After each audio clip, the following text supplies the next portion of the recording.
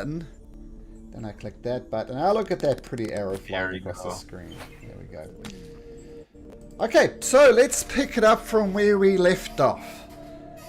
If you remembered, we on the right map? We are on the right map. You were in this area of the palace. These two things, seem to be Zablina's bedroom, they wanted you to find proof that Zablina and Igwilv was the same person.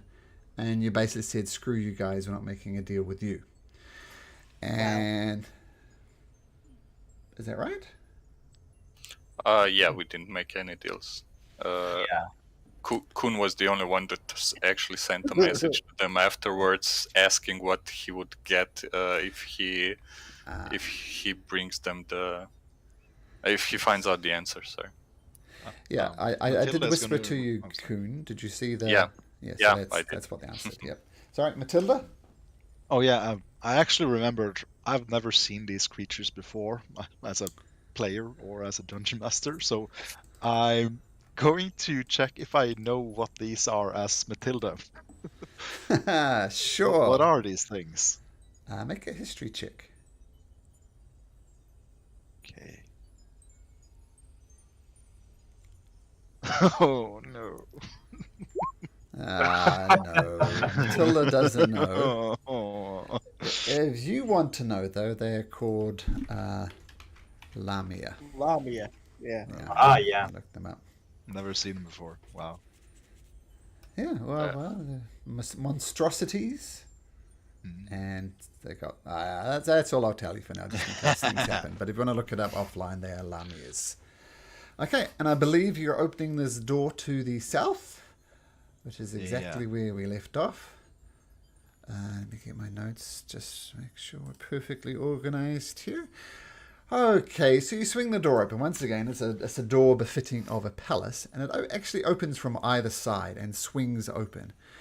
And what you see inside here is a walk-in wardrobe. Hinged panels along the wall swing outward to display a variety of exquisitely crafted robes, gowns, scarves, headdresses, stockings, gloves, shoes, boots, and other clothing items. Hanger items remove themselves from hooks and hangers and float in the air seemingly of their own accord, allowing you to see them more closely. Ooh. Who wants to play dress up? This is too fancy. Oh, I love these things. Make way for the bard. Clothes. Noble clothes. I don't think they'll fit you, Matilda. Could use some magic. Not sure what kind of magic refits clothing though. Mending? A robe floats in front of you, Matilda. It is about twice your high, but it's a very nice, exquisite robe with gold trim. And then kind of the shoulders open up and it lowers down as if it's about shoulder height, as if someone was offering to put the gown onto you, but no person actually there. Oh. And you're invisible, actually, aren't you? You're invisible. Yeah, but as I see that thing happening, I'm going to drop invisibility. The temptation of fancy clothing, witch-like clothing, is going to be too hard to resist. So drop invisibility. Okay, so now definitely the gown appears. Open up as if you wanting to put it on, as if it wants to be put on, I should say. And you do slip into the gown. Oh yes. It's the material is exquisite. You get a little closer look at it, and the gold trimmings are actually a bit more fancy than the kind of circular shapes and swirls, giving you the impression of something like arcane or magical. Though you don't sense it's entirely magical, it's just very exquisitely put on. And you put it on, it's comfortable, doesn't fit. You've got the train of the gown effectively behind you. Astraeus, a coat comes, a very functional coat. It's got pockets down both sides, big huge buttons, and it's floating behind you, Astraeus. Kind of almost looks like leather, nice leather jacket, coat thing. No, I'm gonna walk away from it. Okay. Edlix, the coat comes and floats towards you. How does it look like? What does it look like? It's a full-length coat that will go down to the ankles on a normal-sized person. I'm not quite sure about Edlix. Many pockets down the front, like in a grid-type pattern. Big buttons down the center of it. And looks as if it's made from a very soft leather. Okay, cool. I guess I'll grab it. Does it make resist in any kind of way? Nope. It just stops magically floating, and now it's just a normal jacket in your hand. Oh, so if I drop it, does it just fall to the floor? You do.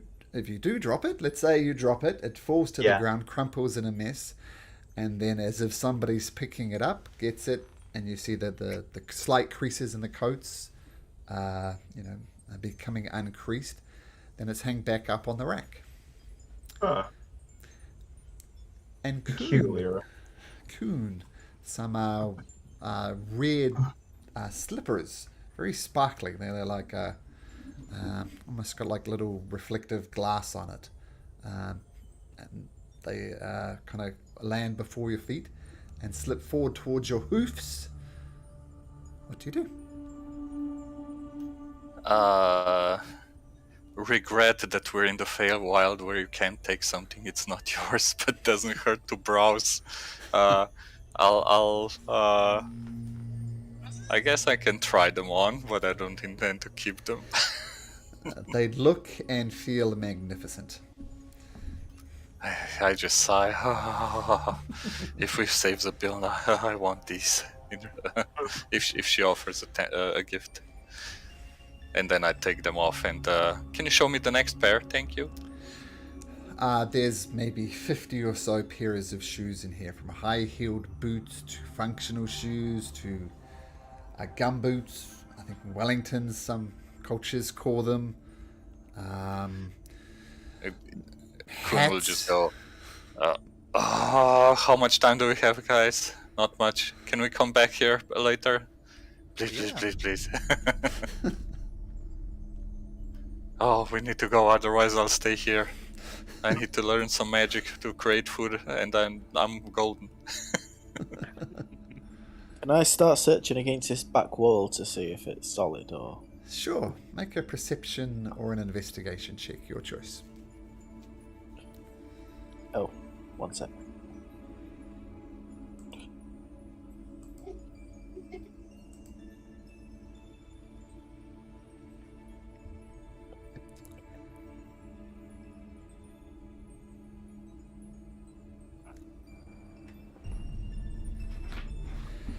Ooh, very nice. So you tap along this wall looking for... actually, that's... Actually, it's not shown on the map for some reason. But you can look... See the light effect from these things here? Yeah, you can actually look through those. And you look through those... Yeah, it's... The dynamic lighting on the map's a little weird, but you just see out into the courtyard with that big rolling weird stuff on the floor and the central tower rising from the center. So you're just looking into the main courtyard here. Okay. Do you see the hags by any chance? We know we saw two creatures resembling the first two hags outside a little earlier.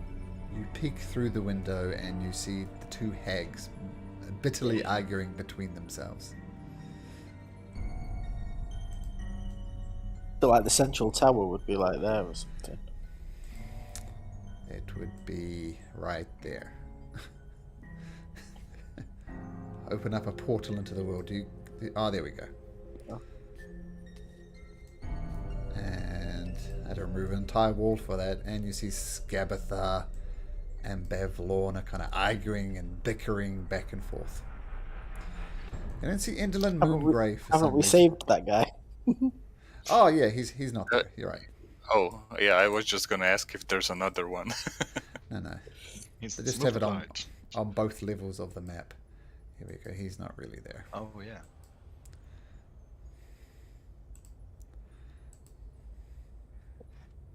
Okay. Well, I We're thought back in I place. thought we were like over here, but we're center. Okay. By the way, while we're still in the closet, could I try to rummage through some of the bigger robes to like try to look through the pockets and maybe look for like I don't know, maybe some of the clothes have a name tag or something like that. Sure, good idea. Make a perception check or investigation. Your choice, Alex. Bu- bu- bu. I will do perception. Okay, so you spend a few moments going through the clothes looking for name tags, and there's no name tags that would suggest, like, my name is Zablina or Igwilv or anything else. Any other particular name you might be looking for. So good idea, but unfortunately no name tags. Well, it was worth a shot. Now I've realised where we are and got my bearings. Was this a mirror on the wall over here? Yes, it is. Yep. Can I check that to see if that's a secret door? Or just anything I can find? Sure.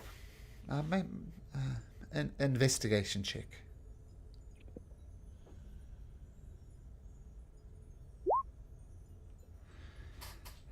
Yeah, you look around. The mirror appears to be just an ordinary mirror. You don't notice anything magical or unusual about it. You've seen other mirrors before in other parts of the Feywild, and you notice sometimes they make you look younger, older. Appears to be a perfectly normal mirror. And the two Lamias from the top and saying, you are being quite rude. Why don't if you're looking for secrets, if you're looking for things interesting, then go find us proof, and we'll tell you all you wish to know. I was looking to see if she'd etched her name on the back of the mirror. You tire me. Go find proof and come back. If you're not interested, then just leave. You tire me as well. Oh, Astraeus! Says, leaving. Usually so polite. Do you wave goodbye? No. Oh, You don't deserve an Astraeus wave. oh dear, that's classic. Okay. Yeah. I guess Matilda's So- just gonna. Yeah, never saw me. Finger gun them and leave. More importantly, I don't Matilda, are you wearing a misfitting robe? Yeah. You are? Traipsing along behind her. Yeah, pretty much. I don't like rude beings that think they're better than everyone else. So these are all locked with those symbols that you can see on them. So every door's locked other than that one. Yeah.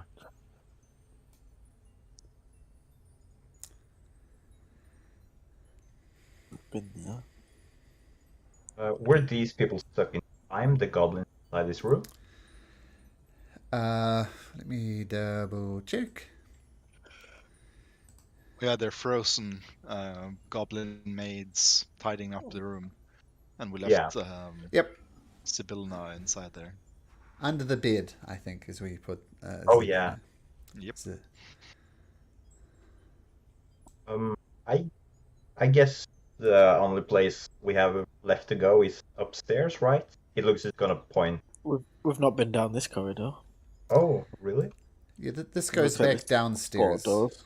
Oh, yeah. So we came up. You came up these stairs over here, I believe. Yeah. Well, Astraeus likes opening doors. I'll have a look at this one and open this one. Okay. Door swings open easily enough. And this room is decorated in white. Almost everything is white. The floor is painted white. The cabinets are painted white. The bed sheets are white. Everything is white. Very much a white room. And there's a handsome young male in a white nightshirt on the bed. This boring, minimalistic stuff is boring. Oh, there's a guy there.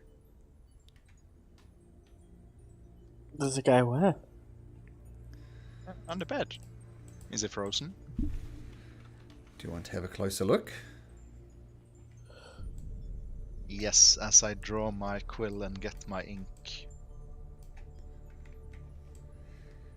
You get closer, and he looks as if to be another person affected by being frozen in time. It's not like his breath. Looks as if maybe whenever time was frozen, he was asleep. Like his mouth is slightly open, and there's a little bit of drool falling from his mouth, and the drool is kind of, suspended as well. You know, when you fall asleep at parties, you know what happens. And I'll draw a monocle and a mustache on him with my ink and quill. Sure. Make a performance check. Let's see how artsy Matilda is. Ah, Yeah. It's okay. yeah. Nice. Thumbs up. I want to see if the guy's actually frozen time or just pretending. So I'm gonna nose for like 5 seconds if he wakes up. It's like he's a statue. You get more resistance than you'd normally get with a nose. If you'd like to force it closer by using a bit more effort, he can. But like a normal squeeze of the nose, his nose moves just slightly. It's gonna go like a little bit above average if I feel some resistance, but like really tough. I'm not gonna try to break his nose or anything like that. Okay. Can't do Make a sleight of hand check, Stedalix. Oh. Yeah, you hear a crunch and his nose is skewed off to the side. You put too much pressure on it. And he's got like one of those boxer's noses. It's kind of smeared over to one side. Oh damn. I'm gonna cast healing word on that guy. Just to see. Healing word. Or actually, can I try to do a medicine check to see if I can his nose? Sure, make a medicine check.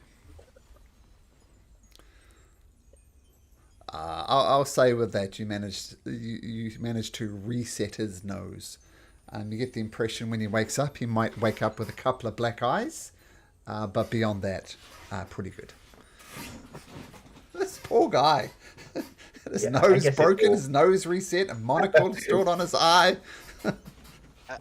I don't know. I just feel like this guy's an asshole. I just there's a feeling inside of me, but I'm going to grab Matilda by her hair and grab Idalux by the arm and walk him out. And go, you two have done enough. Come on. Okay. I guess that's what you get for having just a white room and not a green one. Out the room. Go on. Okay. Pout.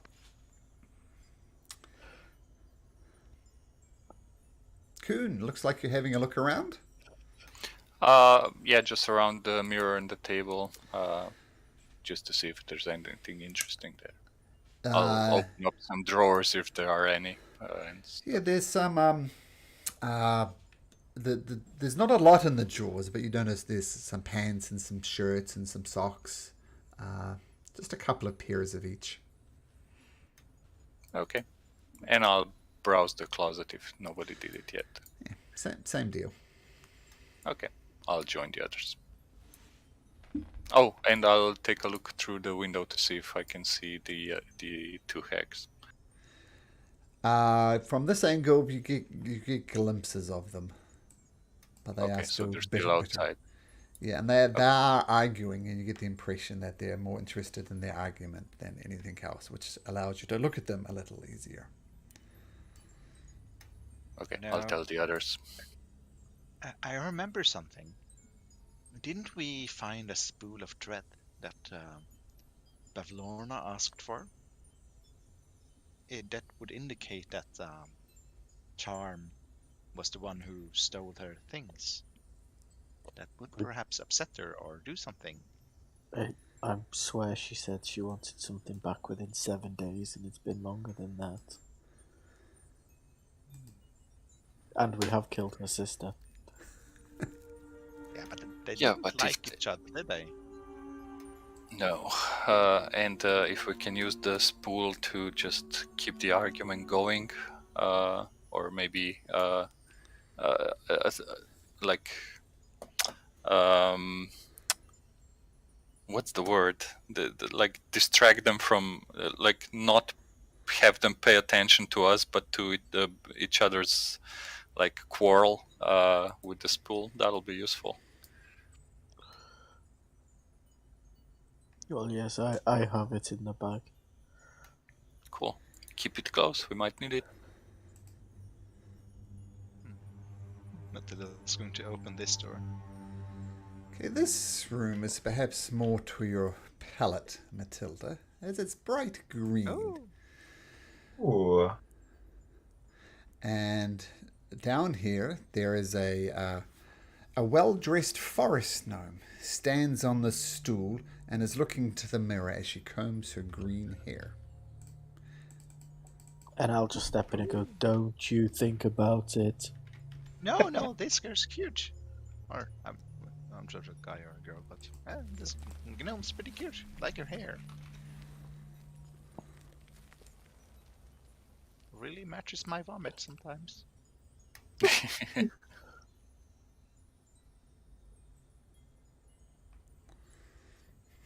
Looks like this is the guest wing. Yeah, but you think there's a reason the rooms are color matches a certain color or has a color theme? I'm sure we'll find like a red one and a blue one, and a yellow one. I'm going to go off and open the next one. Okay. Door swings open easily enough as Trace, and this one's got the blue palette. I'm not even going to pay attention. I'm just going to pay attention to the colour, and then this one. Okay. Well, you don't just as a glance in this one anyway, Trace. There are lines of bluebirds perched on these windows, but they are motionless as well. Four birds. And then this one. Okay. This one Yep. has a red palette. Oh!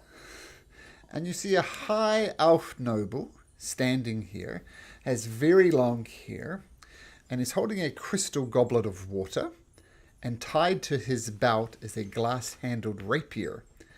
And there's a goblin standing next to him holding a tray with a decanter of water on it. Once again, equally motionless. Yep, the guest wing with all different colours. Yeah, red, blue, white, green, and black. I feel like I've heard of that color combination before. Where was black?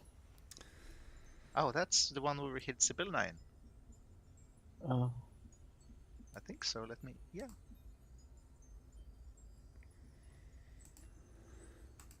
Does that mean anything? I mean, I have a hunch, but I'm not sure what Sibylla has to do with that. Well, what's your hunch? Well, it's like, isn't that like the color for chromatic dragons? Is it?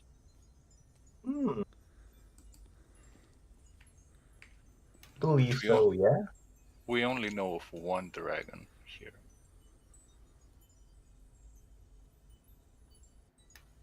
Do you think dragons in human form stayed here? I mean, it's a long shot. Yeah, you think that But the guy's a red dragon?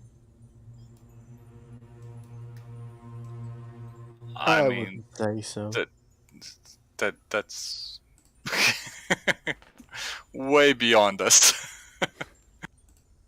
I'm gonna get closer and inspect this noble-ish guy's attire, or I don't know, Okay.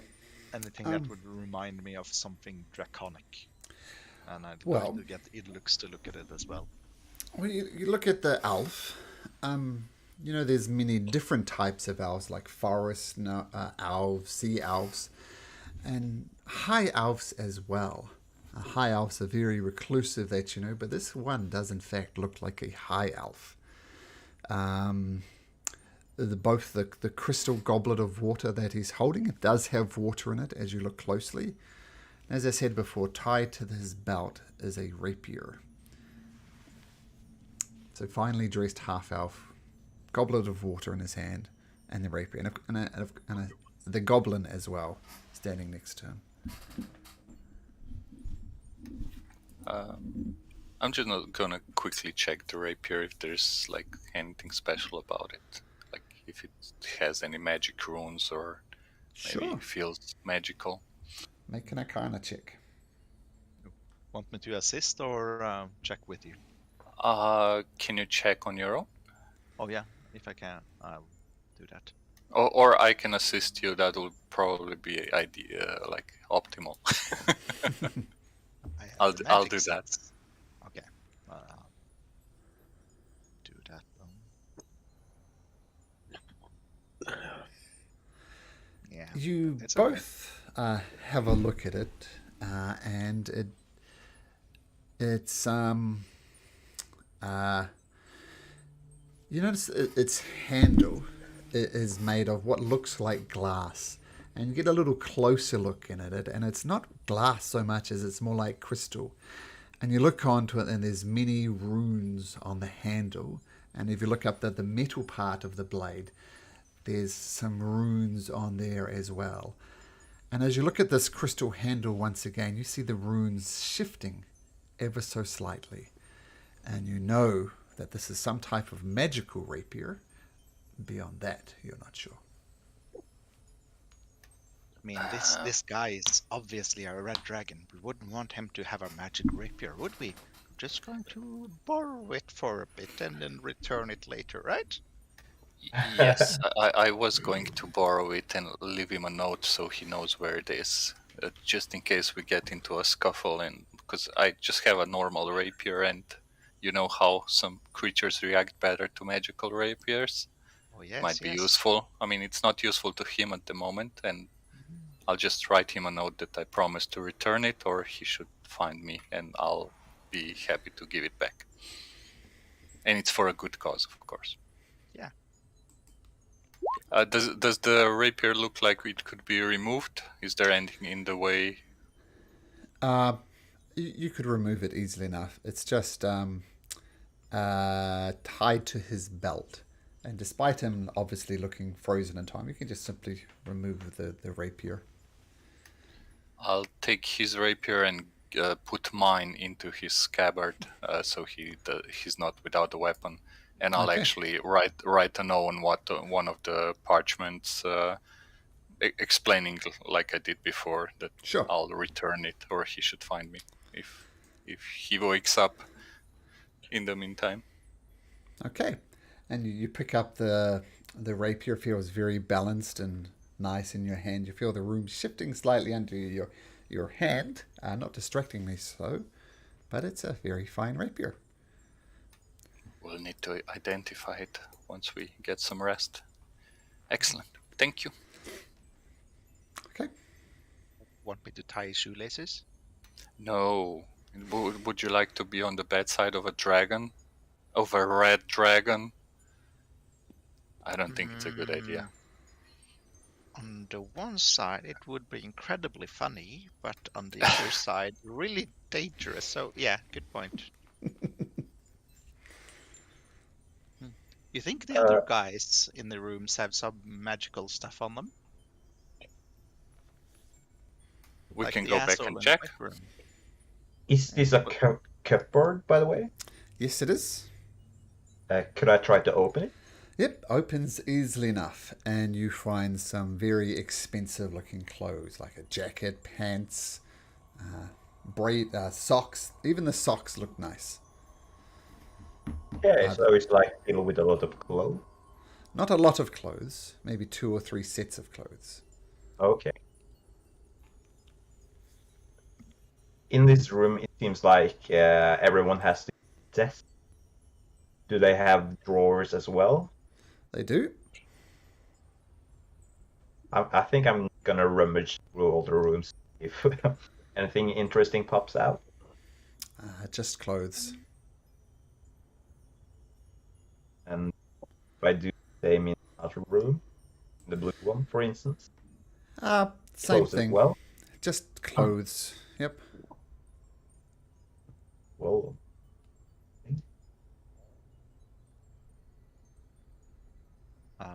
There wasn't any person in the blue room, was there? I don't think so. There was one in the white room, right? And the green room. And we hid one in the black room. Yeah.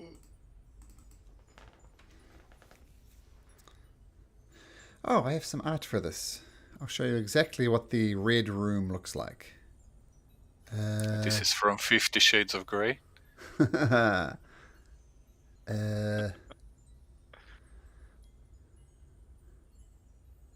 did I make these exploring that balance?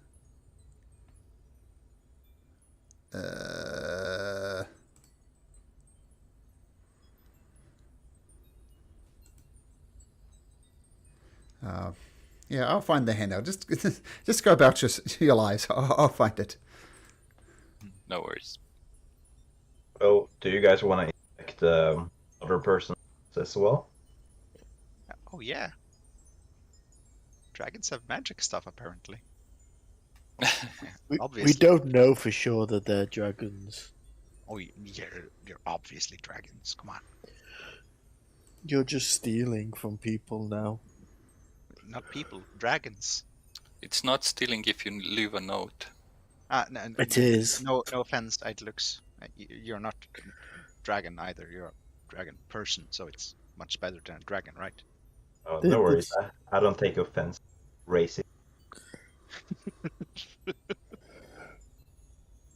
Maybe Idolux could tell if they're dragons in human form. Here we go. Maybe, maybe not. Hmm. Is there a goblin in the room as well, or is it just like in the hand? Remember I said there was a goblin standing beside him with a decanter of water. Oh, So okay. That's the goblin there. And that's the sword that you now have. And the 3 ladies are the hags? Because one has a cauldron. Doesn't the one to the right, like, Sabli or something? Doesn't she have white hair? Yeah, Or the do you one think- the one on the right does bear a resemblance to Zablina, the one that you found anyway. You think that's like her 3 personas, aliases? Could be, or maybe she was just depicted as in 3 different ages. Could even be the same person, for all we know. Like, it might be 3 different persons. Could be.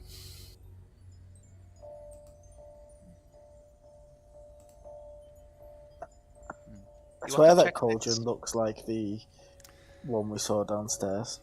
It does. Oh. So that's Zablina.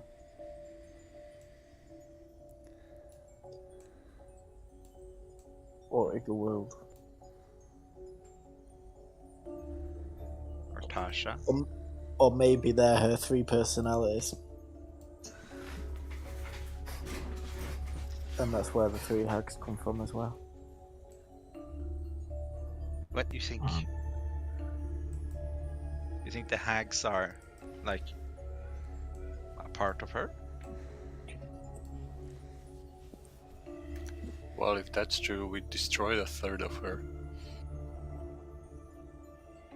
Well, Or a quarter of her. Yeah.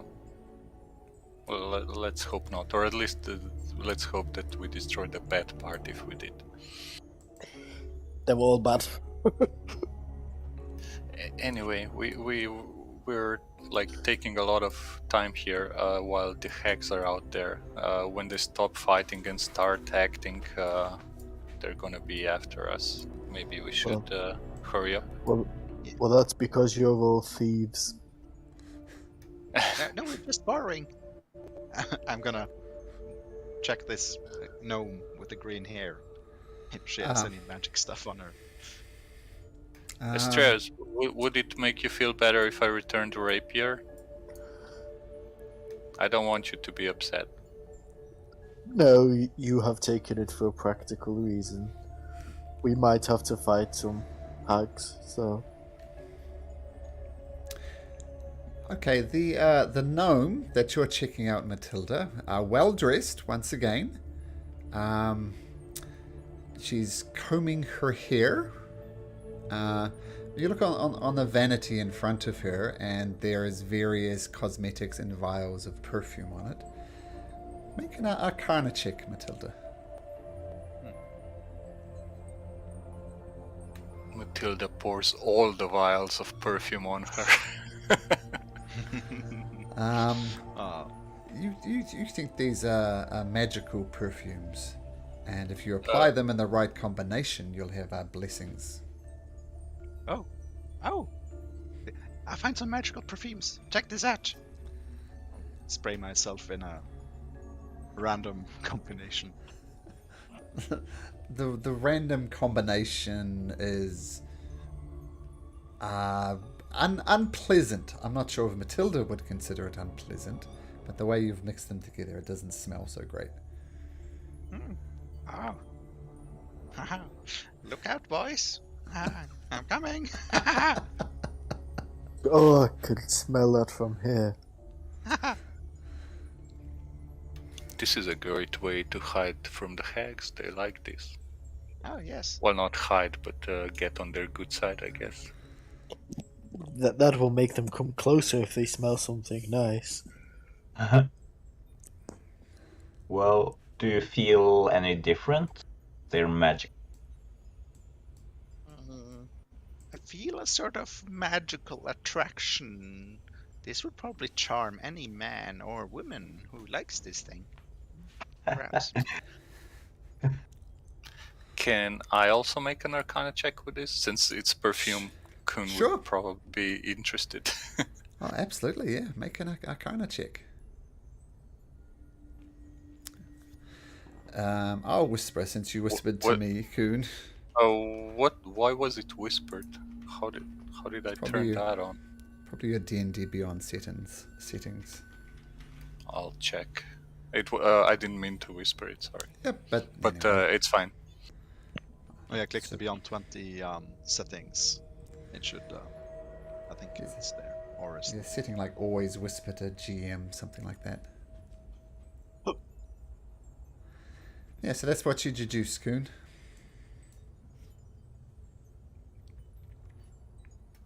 Okay.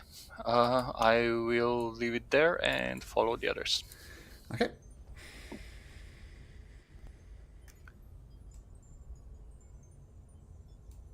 Oh, just quickly checking. I'll be with you in a second. I'll just check this idiot in the white room. Yeah, he's very handsome. He's just wearing a simple white nightshirt, though.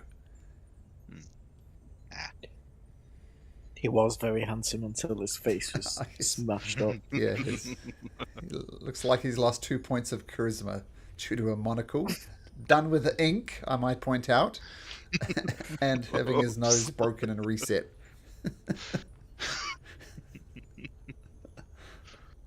Have you kids had fun? Yeah. We should treat this more seriously. And just got lost in the. We should get back to trying to save this Feywild. Oh yeah. Is there any place we have yet? Can we go further upstairs? Ooh, there's a door here. Ooh. Oh.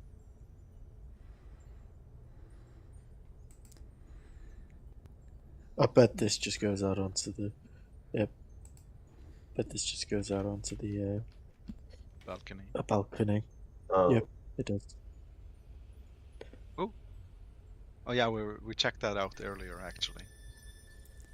Oh, did Oh yeah. Right. Get aside. Close Close the door. doors. Oh, okay. Close the doors. Okay, down we go. Okay, down you go. And down indeed you go, and you're all right here. Oh, but Matilda is Well, not. we need to make a visible.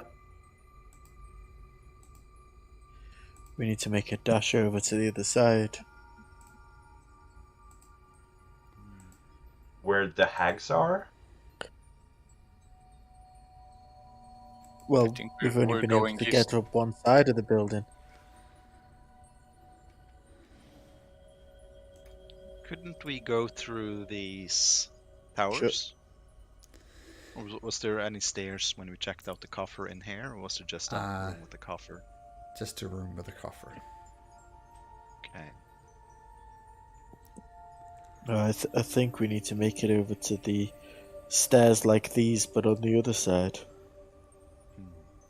On the other side, there's the hungry giant as well. But I And we don't have the see how. Hat? And the bear. Not the bear, the owl. Wait. Have we explored the door? It's closed. And it's got, Oh. it's got a lion lock. The lion is above the door.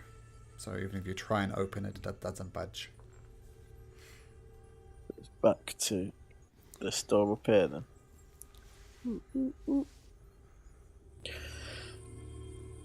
I'm going to ever so slightly, very slowly open it. Just peek through. Okay. So you peek through. Once again, everybody in there is frozen in time, except for the Jabberwock, who's lying there coiled all around the cauldron. Sleep still. Still asleep. Yep.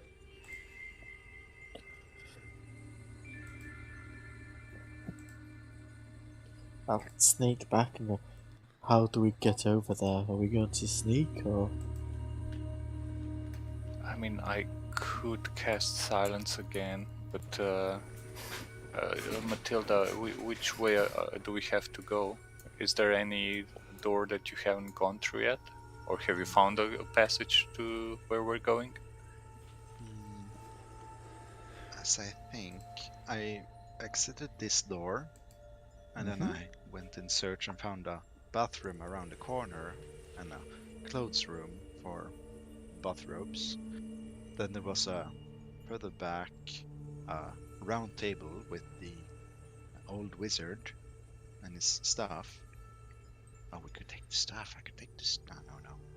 You've moved the wizard, remember, to a different location. Oh yeah, that's true. We took the wizard. I'm the night lady. Yeah. Mhm. And then there was the room with the owl frozen in time, and then a corridor. Until I would really like to see the owl. Yeah, it was really nice. Scary, but nice. Is there any passage towards the east that goes towards the towers? Did you find anything like that? I checked one door. It was about 50 or so. About 100 feet in a direct direct line from here. There was a door, but it was closed. By I the think we way, should go in there. these doors with the emblems, they didn't have any kind of door knob or a keyhole, right? No keyhole. Because I was thinking, we don't really know what we're looking for, right? Because where I could probably try to find it with a low object spell. Do you guys have or should we exploring it? We rabble. You keep on cutting in and out there, Idolix. Like we catch every second word. Oh, Yeah, sorry. I've I've set my sensitivity up. Yeah, too sensitive it seems. Or not sensitive enough. How about now? Much better. Yeah. Okay, cool. Yeah, I was thinking I have the locate object spell, so I can try to find, well, locate stuff, but I don't think we really know what we're trying to find or what to expect. So, We need to find this wrath creature.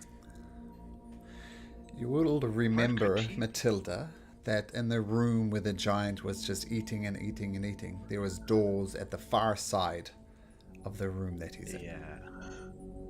We also need to find Zablina's real name. Yeah. So then we can use the horn on her. Yeah.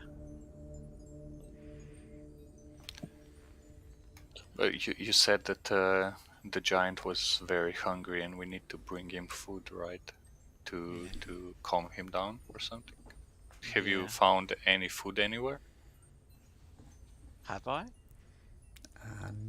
Nope. No. How much food do we have on us? rations. Not enough. I do have lots of wine, though. Should we try and bribe him with like a little gift of wine and rations just to get past him and tell him that we're getting some more food from the other side?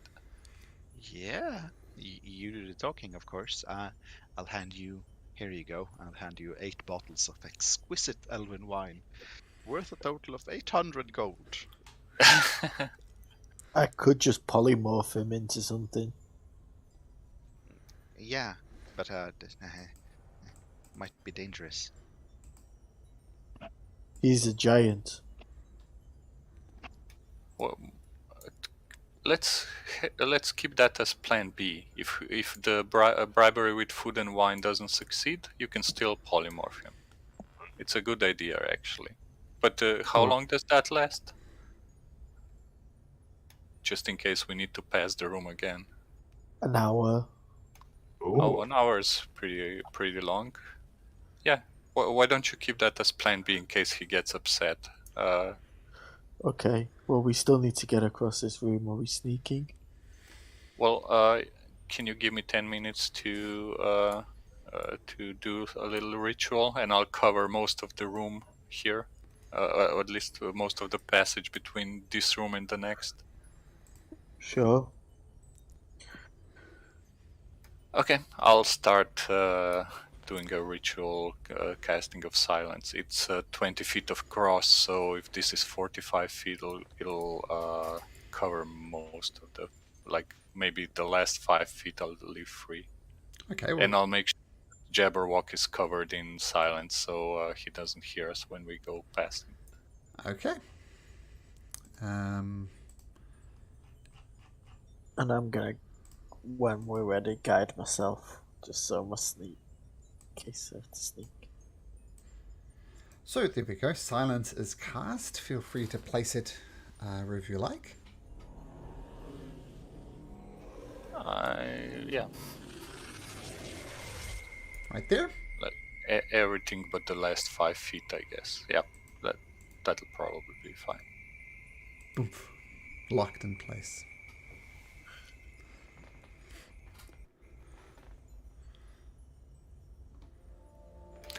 These goblins and everyone else were locked in time as well, right? except for the dragon. Yeah. Okay. Then the dragon is covered, and so is most of the passage. Cool. That's it. Okay. I don't mind going first. Okay. Well, the spell will last 10 minutes, but yeah, we should hurry so he doesn't like smell us or. Oh my God, Matilda smells like. Hopefully, the dragon won't smell her. Maybe okay. take. Yeah. Well, Astraeus and Kuhn, as you go across, can you make me stealth checks at advantage, please?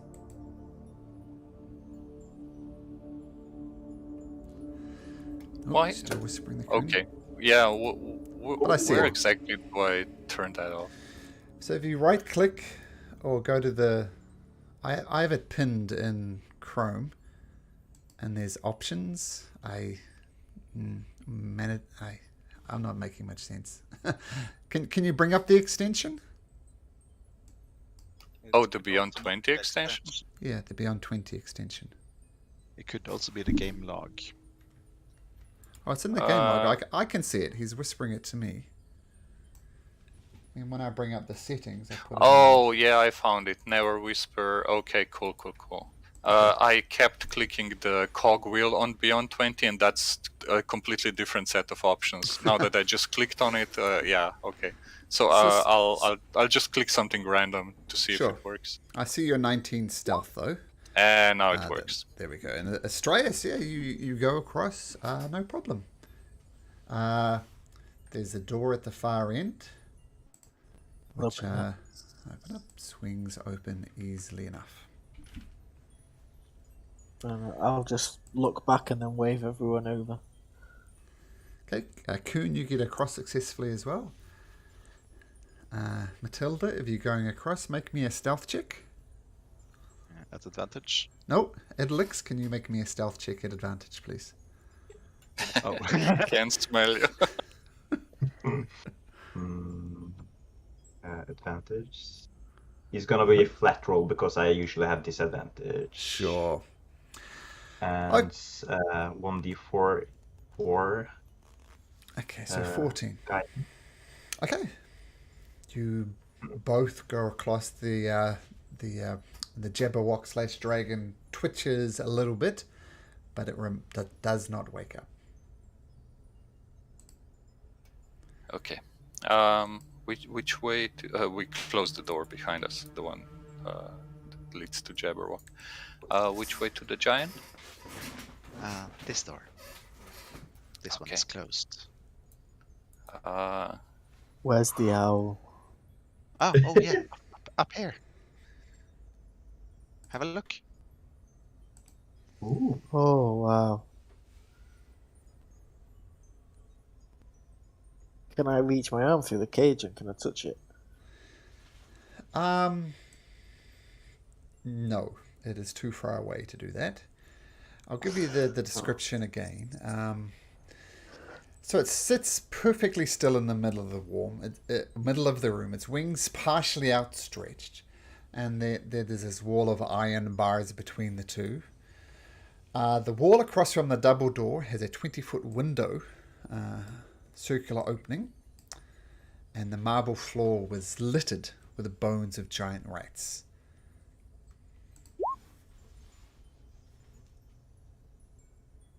But Have you too far away tried? to reach. Have you tried speaking with it before, Matilda? I can't really speak owl. But did you try common? No, but it's frozen, isn't it? Oh, maybe it is. Hello. No response. Hoo. Is it You- obvious that the owl is frozen as well? You don't notice it moving at all. No heaving of the chest, anything like that. Though Matilda, now that you're being a little less sneaky, you notice that these bars you can maybe squeeze through because you're a small creature, far too big for everybody else. But maybe, just maybe, you could squeeze through those. Can I have a look Yeah. around the room to see if there's like a name tag or anything? Sure. Make Squeeze a perception check. And Matilda, make an acrobatics check. You look for name tags, anything like that, anything out of the ordinary. Nothing you really notice. And Matilda, Oh. squeeze through. I'm going to say helped by the perfumes that you're smeared in. I would give you the horn so you can use the unicorn horn to try wake it up, but we don't know its name. Yeah. It's I'm gonna search through the bones.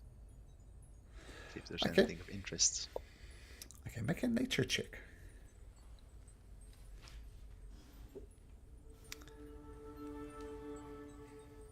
Nothing but rats. All rat bones.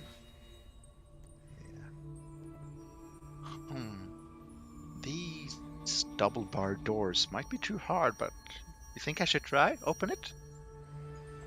Yep. Okay, so you come up to the doors, Matilda, give them a bit of a push. Don't even budge an inch. Guide me, Strace. Okay. Okay, I'll guide you. I can make a strength check with a d4 then, Matilda.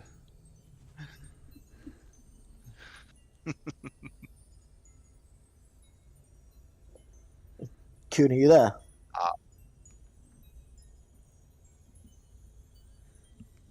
Coon? I think he's got blue screen.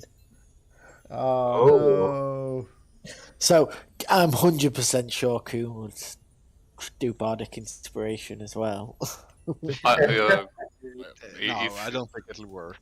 I have one left, So you so might. if you want to. No, alright, I thought you were no, gone. No, save it. Yeah, Matilda, you throw your small goblin body up against this door. Doesn't budge an inch. You don't even feel any slight give. Who let Get the you owl guys out? through Who? There's no opening I can see in these bars, is there? There's lots of Like, openings, but just big enough for you to something squeeze I through. can make. Yeah, I can see something you can unlock, and yeah. There appears to be no locking mechanism.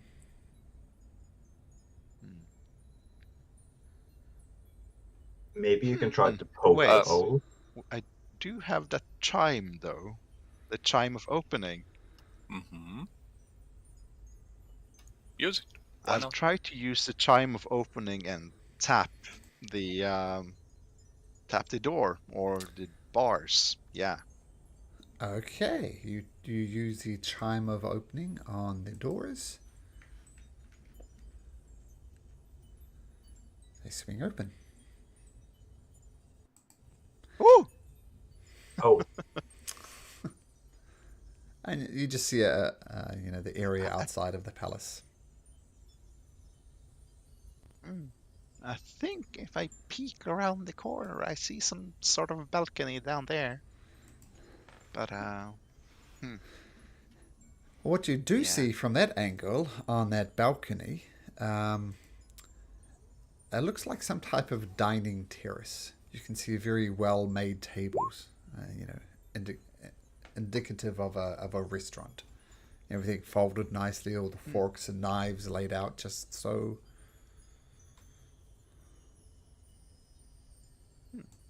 interesting. Oh, I'll get back to the others and squeeze through and try to tell them of what I've seen.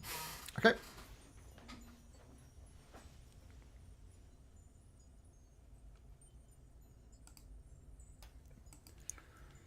Well, at least the owl will be able to go and stretch its wings once it wakes up, because you left the door open. Yeah. Might be an ally, perhaps, if it's on Sibylna's side. Or Prismir's worst serial killer. And we just let it go. Well, I'm sure this won't have dire consequences for the next hours. Matilda, what was the giant eating? Do you Lots think? and lots of meat. It wanted cake. It wanted cake specifically. Well, I don't know about Could cake, we make a but cake? Or you! is there anything? Bring in me the... food! I saw you, Furbo! Bring me food! I'm getting hungry! Bring me food or I'll eat you! Oi! Come back here, I was talking to you! How did you Bring get me through that door? food! I squeezed! Actually, he would have sticking his head out. Bring me food! The food is We on its got- way if you be patient. I'm not We got patient, the bring it appetizer now! for you. What? Did you find my cake? We're looking for it. Cute, you gotta give the. I'm getting impatient! He's a big boy. What do you got? Matilda, was there anything in that owl's cage that could be considered food for this giant? Any Oi! flowers? I'm talking to you! Just moans. Give me food! Maybe it's goblin on the menu. Hopefully not. We got some wine for you. Bring it to me. Tasting wine. Bring it. And some rations. There's some beef jerky and nuts, I guess. There. I'll bring out the 8 bottles of exquisite elven wine, and I'll try to look. This is really expensive, from the top shelf, from Sibylda's top shelf, the most exquisite wine you've ever tasted. We just need to find the kitchen and make you a cake. Okay, he starts just popping the corks off the wine and just sculls them one by one. Matilda, make a persuasion check if you like, at advantage. Oh boy. Sorry, Kuhn, I panicked. Yeah, I was just gonna say that while you're putting the wine on the table, I would be putting the rations just to aid you. You already have advantage, so it won't matter. Did it come true? I don't think it did. Game log says 16. 3 and a 16. Okay, I'll just, I believe you, but let me bring it up my game log anyway. So with advantage, yeah, 16. Yeah, I see that. A 3 and a 16. No mods on that, I see, Matilda. Nope. This tastes like water. You better be quick and bring me something, goblin, or I'll eat you. Hurry!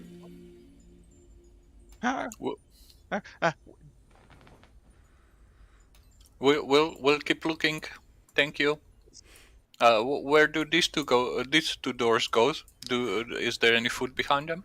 I'm not a tour guide. Bring me food. Which direction do the servants bring you food from normally? So we Servants? know where to look for it. What servants? What the hell are you talking about? Well, whoever brings you food. Nobody bought me food, you bleeding idiot. I'm just gonna say, I think it's obvious he wasn't here when everything went to freeze, and he came afterwards. Might be, yeah. Okay, we'll find some food for you and bring it back. Thank you Quick. for your patience. Open this door. You open that door, Matilda, okay? Yeah. So as you saw before, this is some type of dining terrace. And it's bathed in twilight. And this terrace, marble terrace, offers a stunning view of the mountains, forests, swamps, and shimmering horizons of Prismere. Spaced about the balconies are tables draped in white tablecloths with chairs set around each one. Colors. Colors. Any food on them?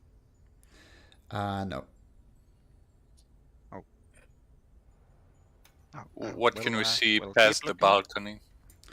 Just empty space, or No. You see mountains, forests, swamps. Oh, nice view. And we'll go to the southern door as well. Is this like a water basin or something? To the southeast? That doesn't say. Yes, it's a water basin. Yeah, looks like it. Okay, so Estrella swings open the door. And what you see... Well, firstly, over to the side, you see an 8-foot tall, 3-foot diameter, multi-tiered cake rest on a large round table in the kitchen, which also contains a stove and an assortment of mismatched cupboards and work tables. 8 pixies are suspended in midair around the cake, each wearing a chef's hat and a flowered-stained apron. 6 of the pixies squeeze cloth tubes that have icing coming out of them. The other 2 hold armfuls of tiny crimson candles. Thick creepers with broad leaves encroach on the kitchen through a partially open door in the middle of a concave wall. The roots stretch across the floor and coil around the large table, but not around a smaller rectangular wheel table that has 3 trussed up giant rats on it.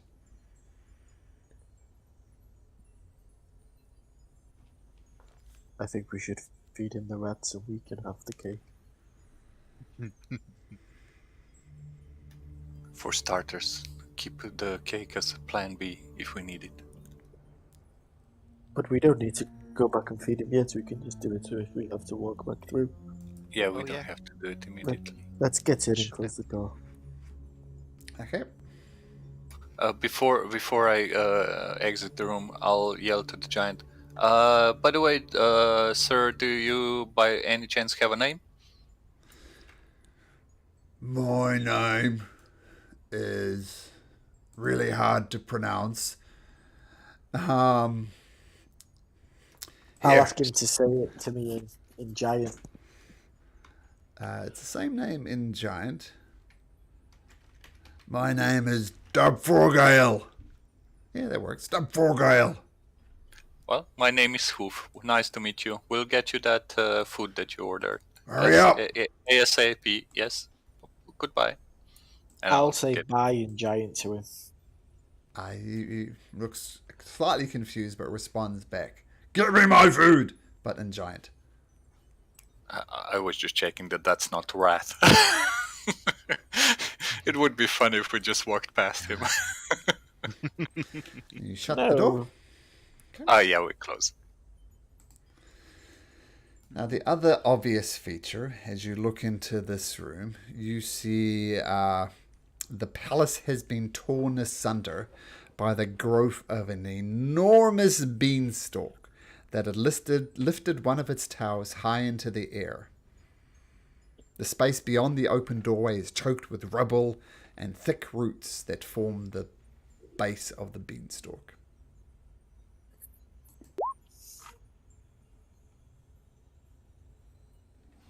Is it possible to climb the beanstalk further up into the tower? Yeah, you climb a beanstalk. The beanstalk looks like it's about 80 foot high. Before we do that, I think we should exit the other rooms. Oh, yeah. Check this door. Okay, just a sec.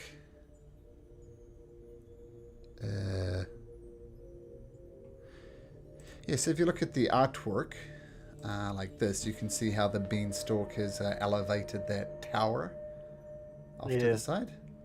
Yeah, so that's what you're seeing. You're right at the base of that beanstalk now. Okay, you're checking out that other doorway? Sure. Swings open easily enough. Boop, boop.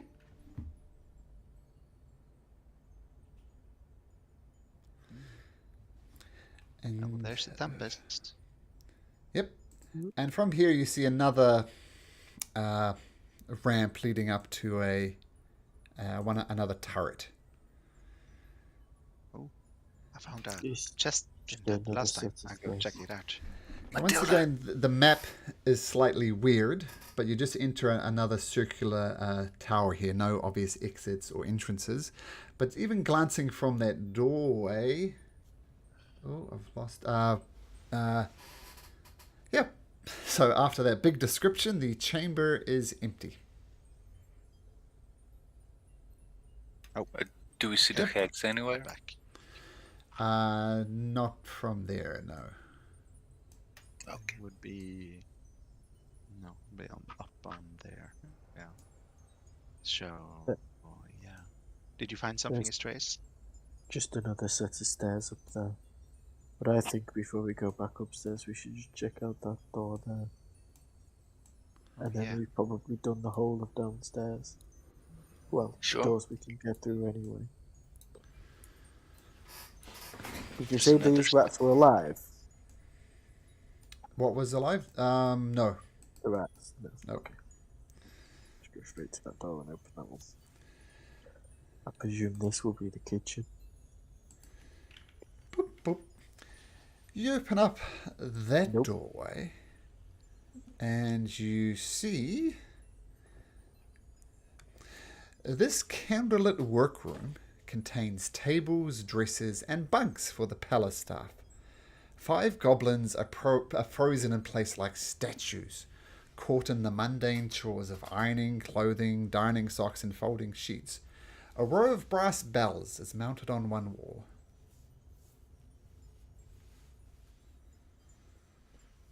Oh, sorry, what was mounted on the wall? A row of brass bells. Okay.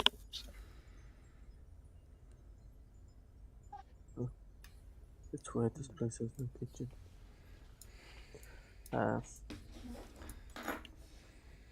Can I just have a look around for anything interesting? Yes, well, I'm just going You could sleep to here. whisper something to you, Astraeus.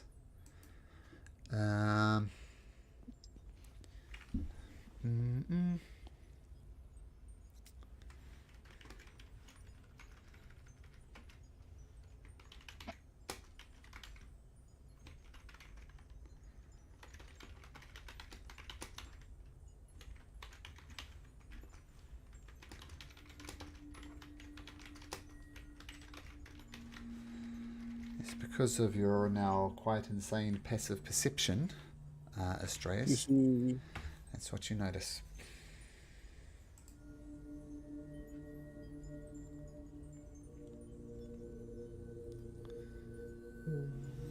Is that there? This here. Oh. Give us a minute, open it and I'll open the doors slowly. Hello? Okay, you open the door slowly and you see inside. I'll show you the art for this before I go any further because it's pretty cool.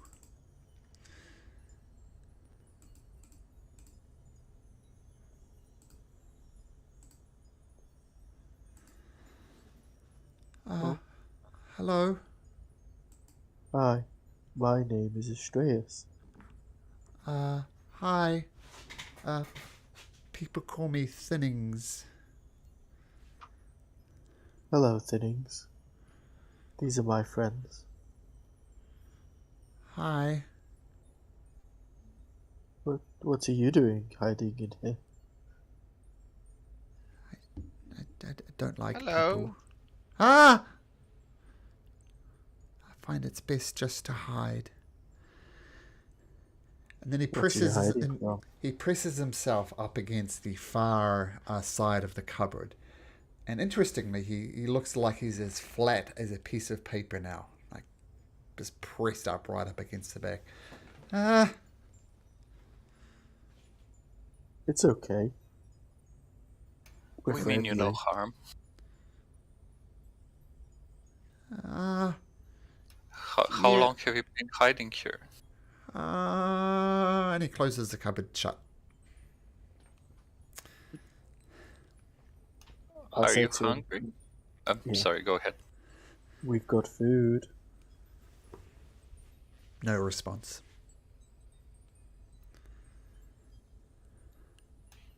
Would you like to hear some music? I'll start playing something nice, so something easy, calming. Make a performance check. I can make a light show. See pretty lights. Roll it again, Kuhn, because the pretty lights might add to the effect. The door creaks open ever so slightly, and he's looking out and he's listening to the music and he's watching the lights. Then he slams the door shut again.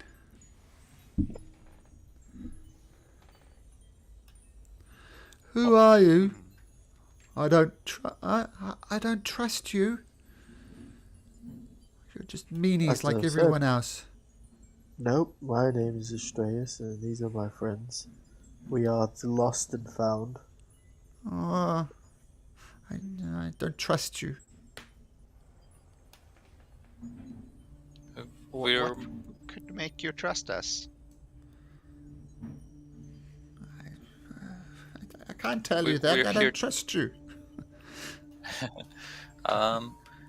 we're here to make things better. You've probably noticed that some creatures here are frozen in time, and we want to unfreeze them. Would you like that to happen? How do I know you didn't freeze them? Maybe you're the baddies. We didn't. Well, there's no way to prove that. You're right. You're so smart. But if you're hungry, we can give you some food or wine. Have you had wine? How old No. are you? It might be illegal. I don't know how old I am. You ask too many questions. Well, you don't give us many answers to stop questioning. Okay, it's a deal.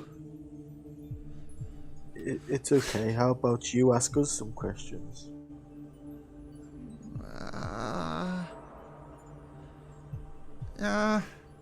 I don't trust you. I've got nothing to say. If you don't ask questions, you won't learn. Then you won't be able to come to trust us. That's okay. I'm okay with that. Well, maybe one way of making you trust us is to just leave you alone. If you need anything, then just look us up. Okay. I'm gonna cast Goodberry. Open the door slightly and just put all the berries inside, and then close it. Okay, with your Goodbye. passive perception, once again, Astraeus, you hear him. He's trying one of the berries. Doesn't respond apart from that. Let's give him some time. See what else is here, and maybe he'll be more cooperative later. Yeah, we just need some time to think about things. There's another door here to the west, and I guess one to the south. Which one do we want? West one? Yeah, just open this one. Yeah, Okay, just another. I guess we'll open that one. Another balcony. The views here are nice. But who needs that many balconies? It's weird. Okay, Yep. Almost let's dropped go Matilda check out the other there. one. Okay. You go open the door. Just a passageway. Well, every passageway leads to something. Before I step outside, I'll just check if I see the hags anywhere, so they don't spot us. Nope. Nope. You don't see any hags. Okay, then we'll.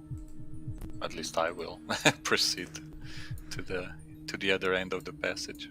Looks like this leads to the tower where we thought a rat might be.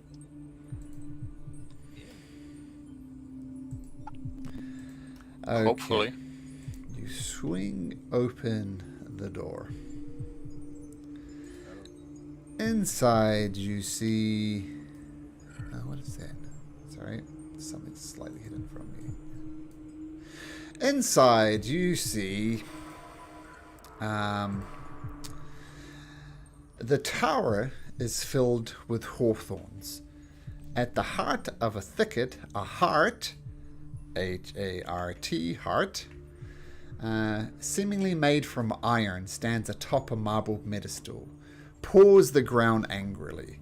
Strewn across the pedestal are a dozen empty baskets. "We are wrath," says the iron heart. Well met, Sir Rat. Do we have permission to speak with you? You may. We have visited your counterpart, Envy. Oh, you visited the treacherous Envy. Yes, we heard that you're not on the best of terms, but we thought we would look you up and perhaps find out some things about this place that we've been traversing lately. Nice. Do you share the crown? I was just gonna say, we bring you a gift, and I would take the crown off my head if you would be so kind as to let me give it to you. Zyblina created the crown as a key the guest can use to reach certain areas of a palace in her absence. The crown has two forms. The one you see in your hand is the one of silver needles, the other of golden roses. To transform the crown of needles into its gold form, it must be placed upon the correct Iron Guardian. Which of us, Envy or Wrath, is the correct guardian? We cannot say. Placing the crown on the incorrect guardian banishes the guardians to its dim place, along with the crown. However, once the crown is transformed into its gold form, either guardian can wear it without being banished.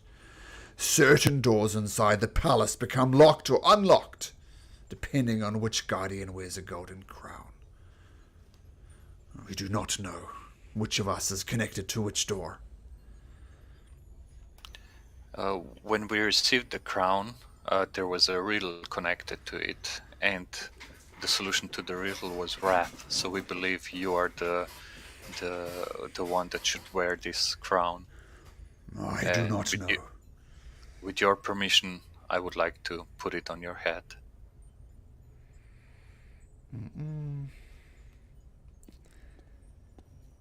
Sorry, one sec.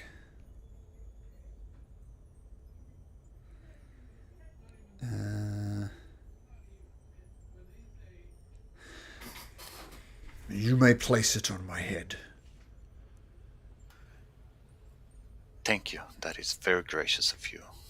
I'll step in towards him and put the crown on his head. Okay, you put the crown on the head.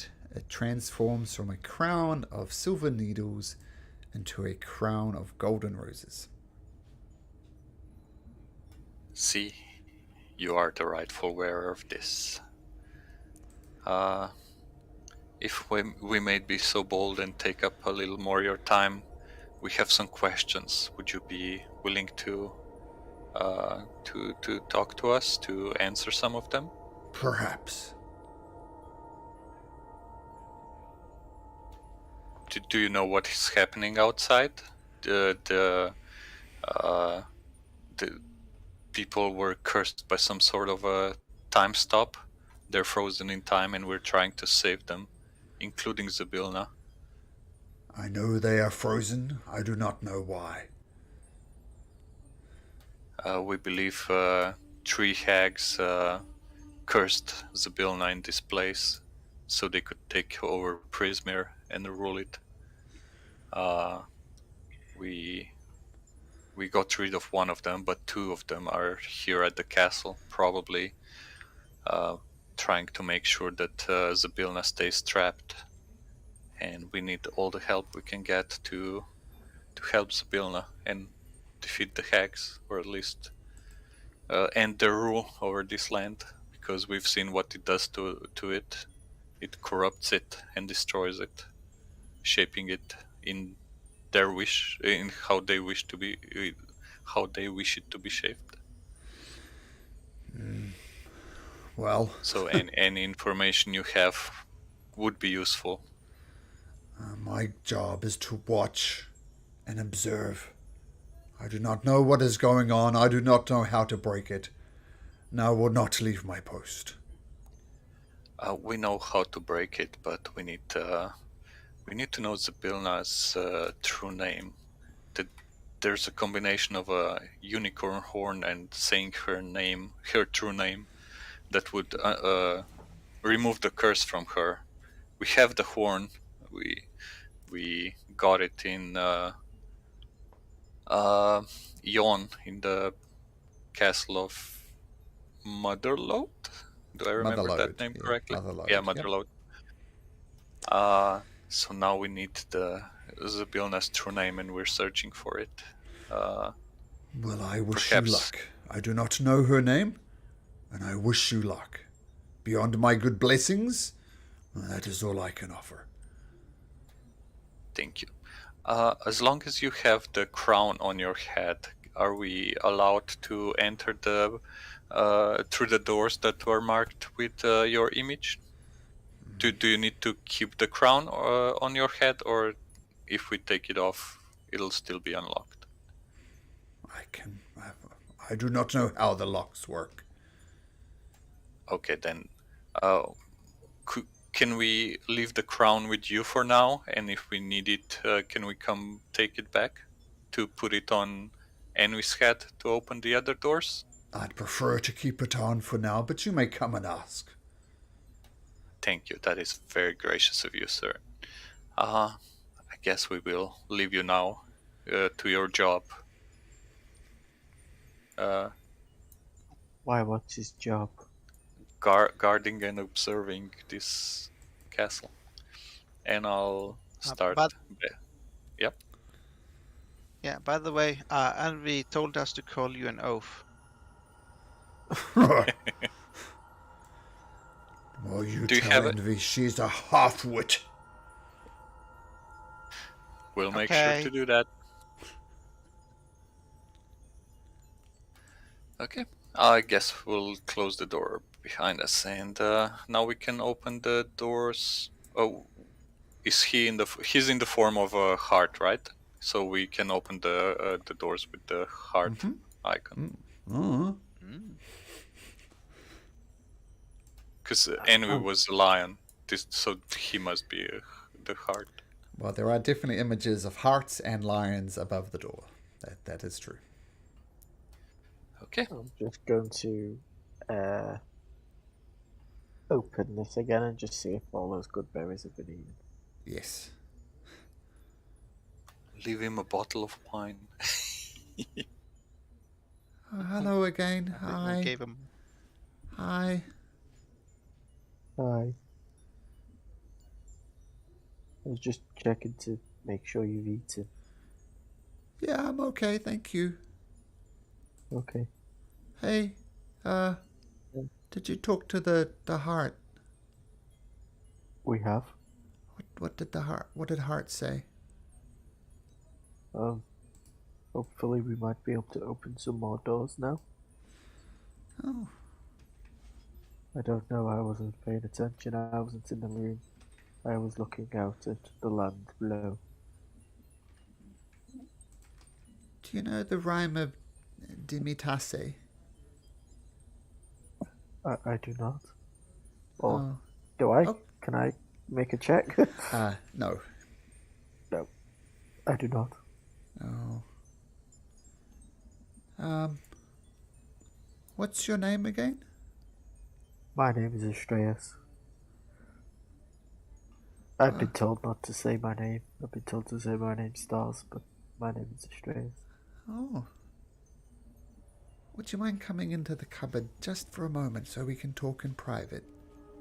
Okay. I just turn around to the guys that go, bye, and jump in and close the door behind me. Obviously a bit cramped for me. It is a bit be- cramped. bef- before he enters, I'll just tell him, I'll give him a thumbs up, you got this, and I'll give him Bardic Inspiration. All right. So bardic inspiration imparted. It's dark in here. Do you mind if I cast a light? Oh, please don't. I prefer it dark. Okay. Is that true? What you said? Your Is name what is true what really I said? Astraeus. Yes. Make a persuasion check, Astraeus.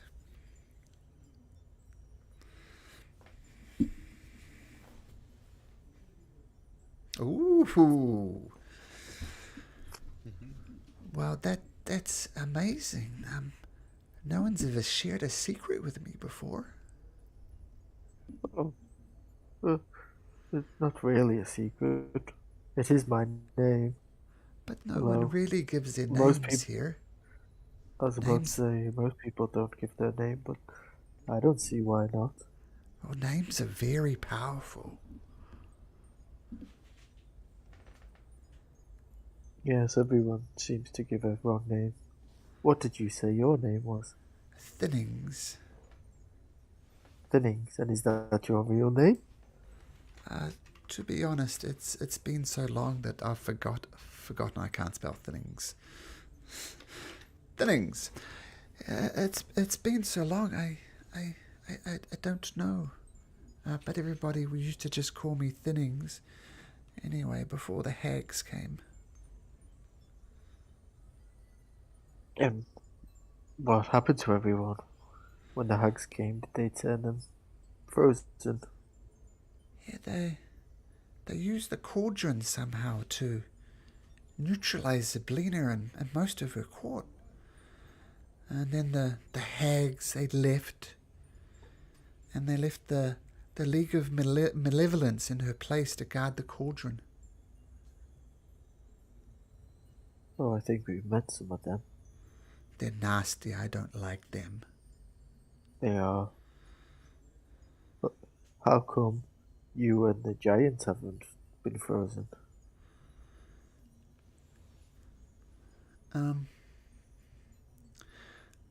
Well, I was away on an errand for Zablina.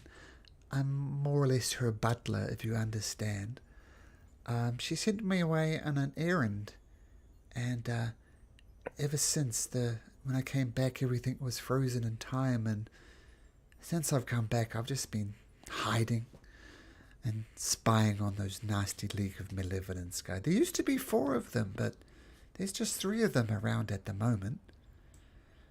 There's Kellic, Warduke, and Zagash. I don't like them.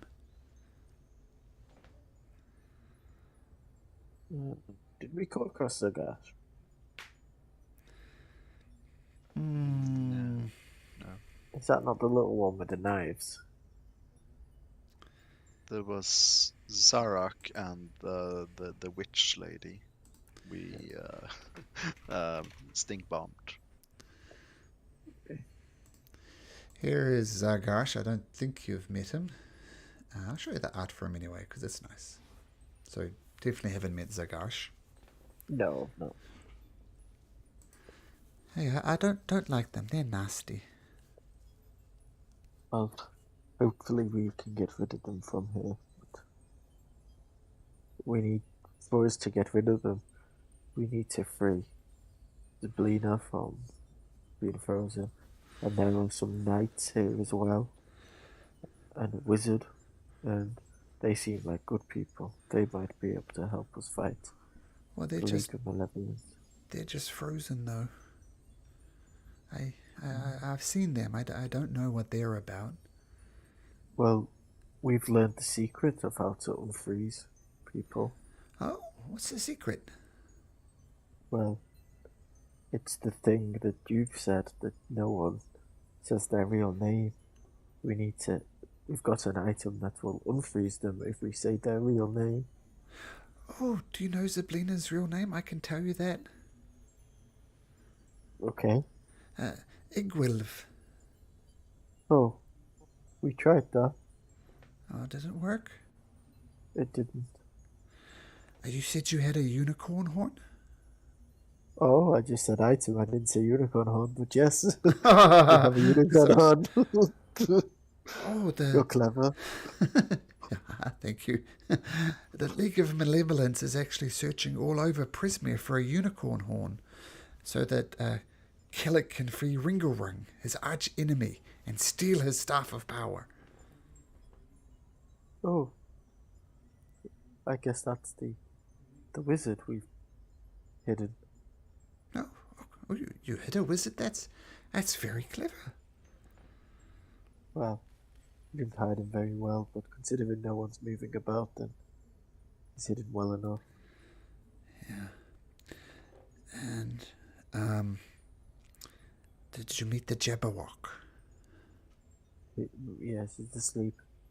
Oh, it's asleep. Oh, I don't like the Jabberwock, but Zablina actually befriended the Jabberwock and trained it to drink from her cauldron. Oh, what happens when it drinks from the cauldron? I'm not sure, but yeah, it's very protective of that cauldron. I think it's not moving, doesn't move very often. It's protecting the cauldron. I think, stopping the League of Malevolence from beating it. Did you meet Bloodybeak? Is that the owl? Yeah, it's the owl, Bloodybeak. I didn't know his name. But yes, I've seen a big owl. He's very beautiful. I think the only thing that has any chance of defeating the Jabberwock is Bloodybeak. Oh, but why would we want to defeat the Jabberwock if it's stopping the League of Malevolence from getting to the cauldron?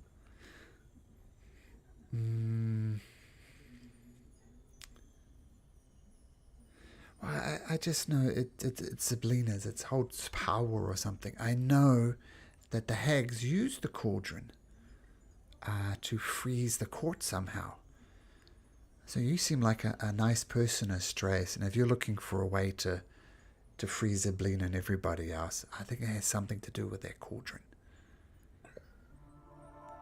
Okay, so because that's what they I need use to to freeze free everybody. Bloodybeak. I need to free Bloodybeak and then get Bloodybeak to fight the Jabberwock, and then I need to do something with the cauldron. Yeah. That's very complicated. We tried to do something with the cauldron, but it didn't work. Well, it's something to do with the cauldron, and I guess you need to deal with the Jabberwock, and maybe Bloodybeak would help. If anything can defeat the Jabberwock, it's Bloodybeak. Well, I much prefer a giant owl to a giant weird-looking dragon, so... Yeah, me too. Hey, Astraeus, can I ask you a question? Yes, the Nings? I've never had one of these before, but is it okay if I call you my friend? Of course. Oh, thank you, Astraeus. I like you. Would you like to join us? Oh, no. Oh, no. I mean, I like you. I don't like that little weird goblin thing that you hang out with. Oh, she's okay. She's not actually a goblin. She just looks like a goblin. Well, that's what she says, but she does look like a goblin, and she acts like a goblin, and she sounds like a goblin, so maybe she's been lying to me all this time. She's just too loud. What are you talking about? Well, we have a friend that never speaks, so they balance each other out. Yeah, I like him. He's good. The guy with the hooves, he seems okay, but the goblin girl, she's too loud, so I'm just gonna stay in here. Okay. Well, do you need any more food? Oh, I feel quite full. I am maybe even overly full, but thank you. No worries. Well, I'm going to go and speak to Bloodybeak and try to free him. Are you okay here? Yeah, I'm fine. Yeah? Well, I'll come back for you once we've hopefully unfreed freed everyone. Oh, thank you. Thank you, Maybe we Estrellas, my can play friend. some games. Oh, I would like that very much. Okay. Well, I shall see you later. Bye, Estrellas. Bye. I open it. Get out and out. I'll give him a big wave and close Gives it. you a little wave back, and he closes the door behind you and stays in the cupboard. See you later. Ah! Oh, sorry. His name is Stiddings. He's very nice. He told me the name of the owl. And he said the owl will defeat the Jabberwock. And he said the Jabberwock is guarding the cauldron. And he said the hags use the cauldron to freeze everyone. He thinks.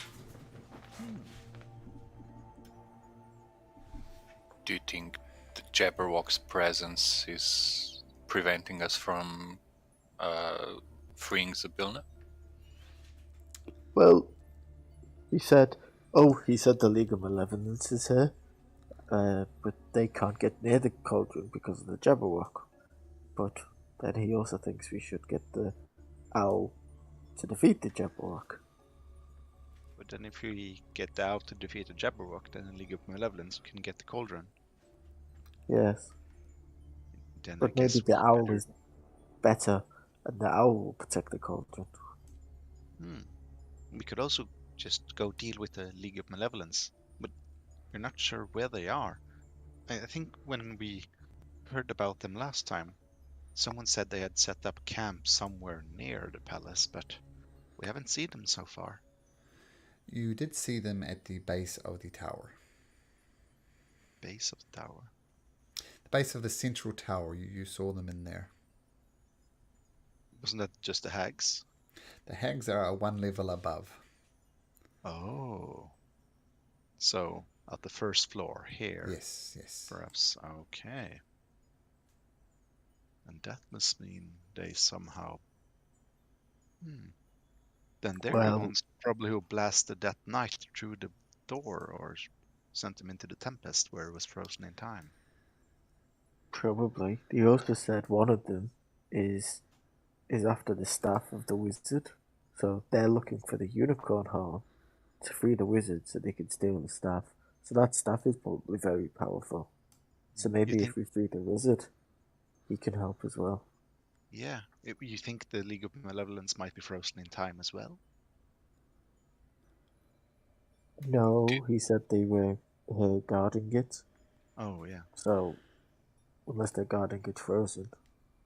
And plus we've already met some of them. We met the little stabby one. And the witch that you stink bombed, but she got away. They both got away. So really, Finning said there was 3 here, but there could be 5.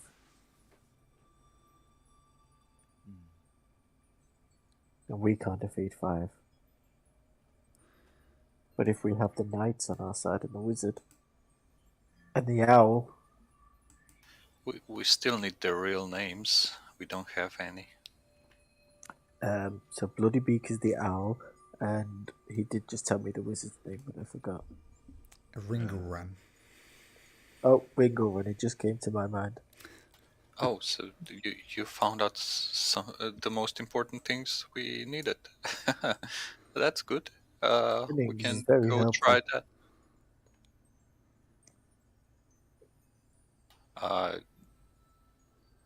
Who do you think we should wake up first? The owl? She's the closest. Yes. And because I really want to see a big owl.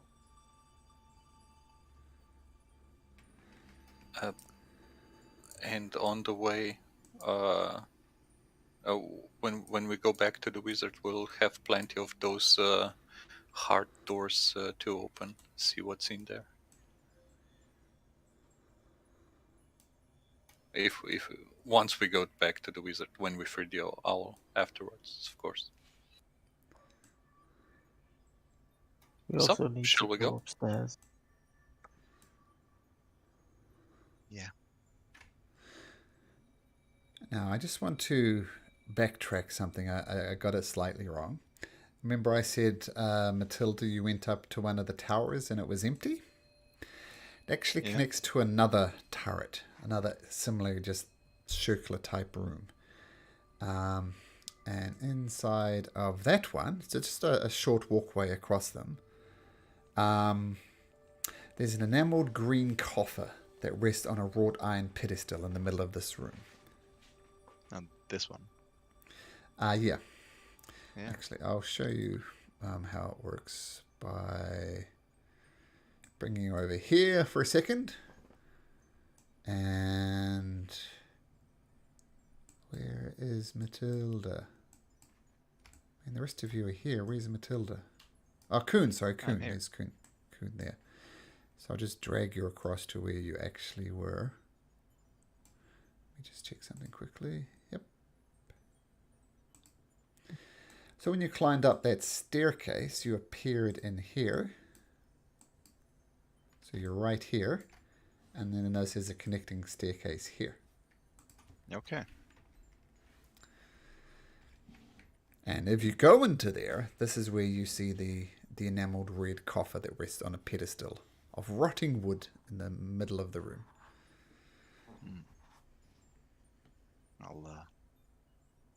We'll stop by when we backtrack, perhaps. Now, I'm rewinding it in time. Oh, yeah, So okay. I gave you false information. So this is back in time. Okay. I can do that. I'm guess I would, Zablina. I can manipulate time. Okay, in the flashback. We need to stay Malcolm. Oh, damn it! I guess in the little flashback sequence, Matilda would have checked the thing for traps or magical traps, I suppose, before opening it. Okay, it's not trapped in any way, and you open it. And inside you find a plum-sized jewel that hums faintly. Ooh. And make me an insight check, Matilda. Okay. It's lying to you. Okay, thank you. 12.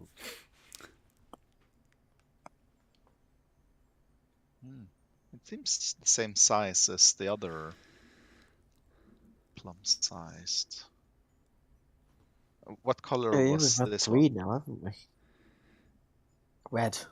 Yeah, Fire. this one's red. Yeah. I already put So the we've B. used the air one. What was the other one we had?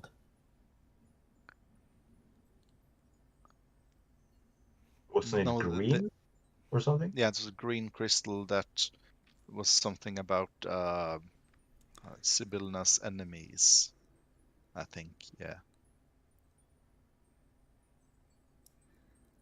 Was every coffer we found so far in a different color, like the same colors that the rooms were in? Yeah, we found a green one, and this is the red one.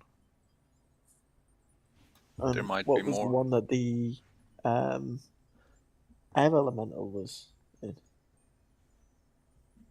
Wasn't that in a plum-sized jewel? It was.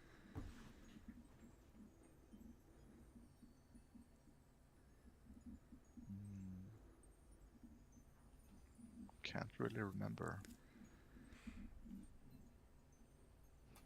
Did anyone take it?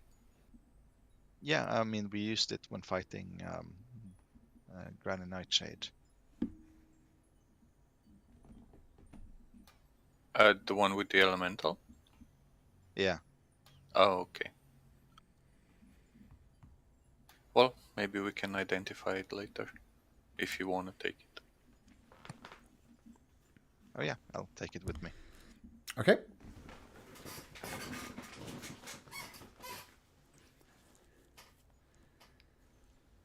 So, are we gonna go free the owl, or try to free the owl now? Sure. Okay, I'll just drag you down to the other level. Boop. I think we'll have to take the cake this time. Yeah, and maybe some giant rats for the owl so it doesn't eat Matilda. Oh, true. Yeah, just a cake. cake for the rats. giant and giant rats.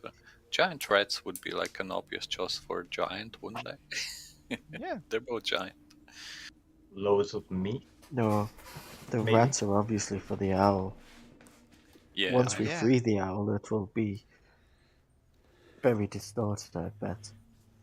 Oh yeah. I'll take the rats. Yeah. How big are they actually? Can each of us carry one, or maybe two of us carry three amongst ourselves? They Because are. Put them in the bag of holding. Yeah. oh yeah, So oh the yeah, owner yeah, doesn't see sure. them. Sure. Yeah. They are giant rats. Holding. Yeah. But yeah. Are we giving the cake to the giant? Yeah. Okay. So I guess we can, like, all four of us carry it. It seems big, just so we don't drop it. So one rat in the bag of holding, 2, 3. There I hope have they been don't worse stink it things down. in the bag of holding. Okay, the cake is incredibly heavy. But yeah, you can pick it up. It's 100 pounds, so it's probably too much for one. But between the four of you, feel free to move it if that's what you want. Sure. Okay, so you pick up the cake. One of you is sensible enough to open the door before you start moving the cake. Oh! Wow, Should it's we delicious! sing Give it to me! Happy birthday to you. To you. Just- Happy birthday to you. Happy birthday, birthday, dear dear Gail. Yeah, I was just looking for his name. Happy birthday and many more. I've not got sing Anyway. happy birthday before. Hey, bring me the damn cake! What do you say? And he just starts taking handfuls of cake and stuffing it into his face.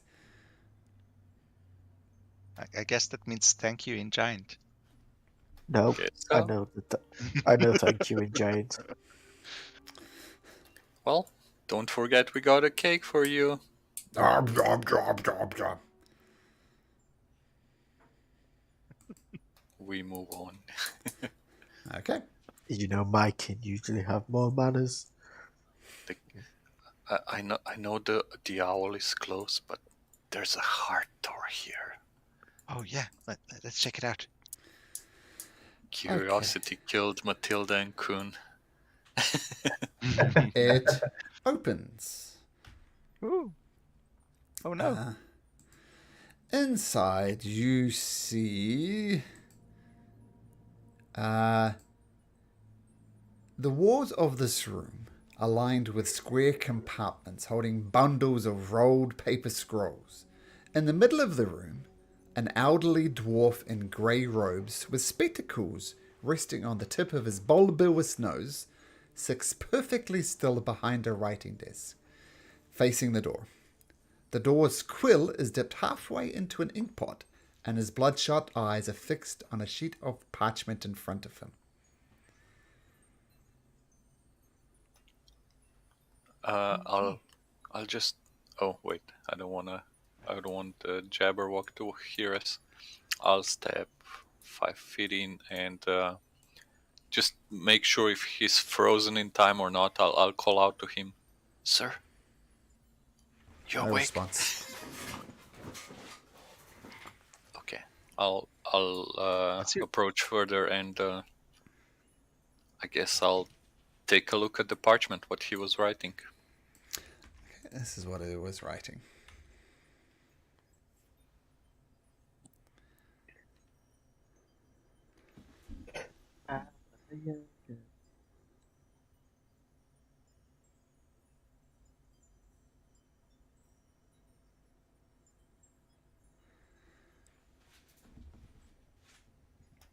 And the last word is plainly unfinished. That's where his quill is resting. So he's started a word with M-O-R-T, but hasn't finished it. Dealings.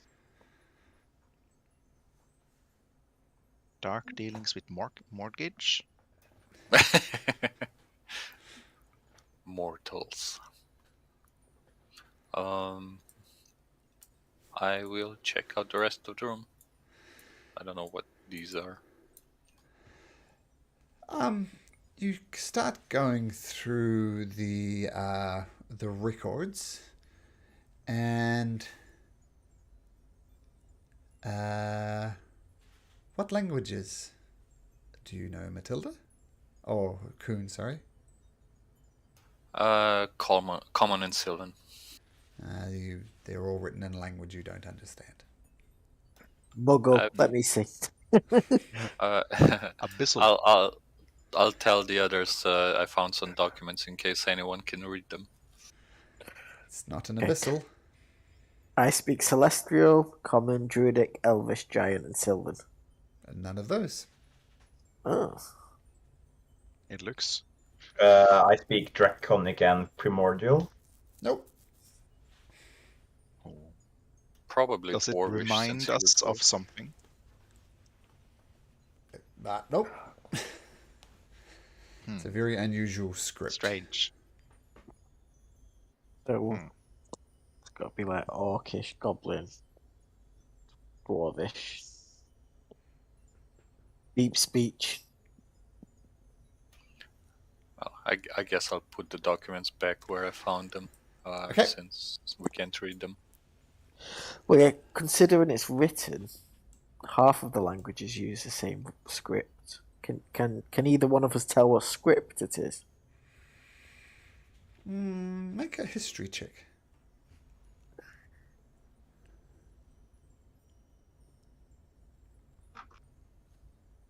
Oof. Nope. I'll use my D4. Okay. You do recognize it, the type of language it is. You know it because it's kind of loose. No, I don't know what it would be actually. But you recognize it as infernal.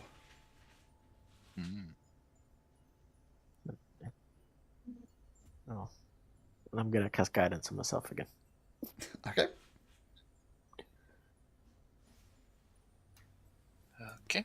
Well, let's go for the owl then, if there's nothing else here. I'll just say, come over, Till. I expect you to be able to read stuff like that. Yeah, I mean, I know some stuff, but I don't know. I know Abyssal. It's kind of dark. Infernal is for pussies.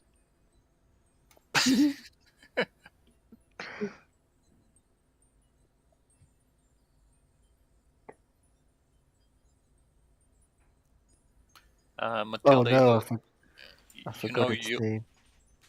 A bloody beak. Bloody beak, yeah.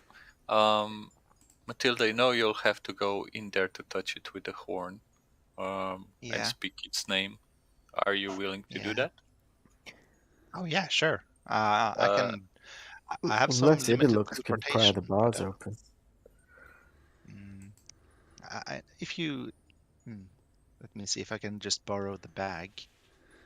As I slip past, and I'll take out some rats in front of it, and it maybe won't be focused on me.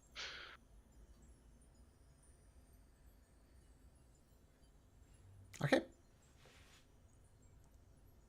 So you put the rats on the floor. Cool. Yeah, I'll sneak by. I'll leave them here in front of it, or wherever its head is pointed. Okay. Sorry, guys, I just need to quickly run to the door. Actually, let's take a 5-minute break before we free Bloody Beak. So let's all take a break, and we'll Yep. be back in 5. Okay. Okay, be right Cheers. back.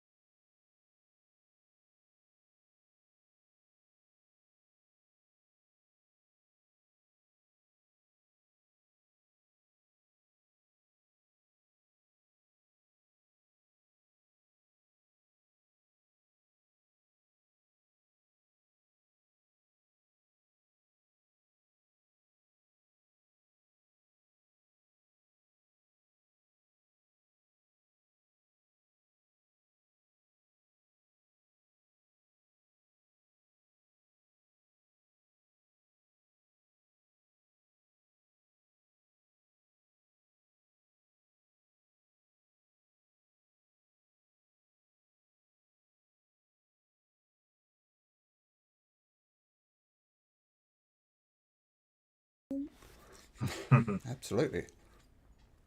So let me check one thing.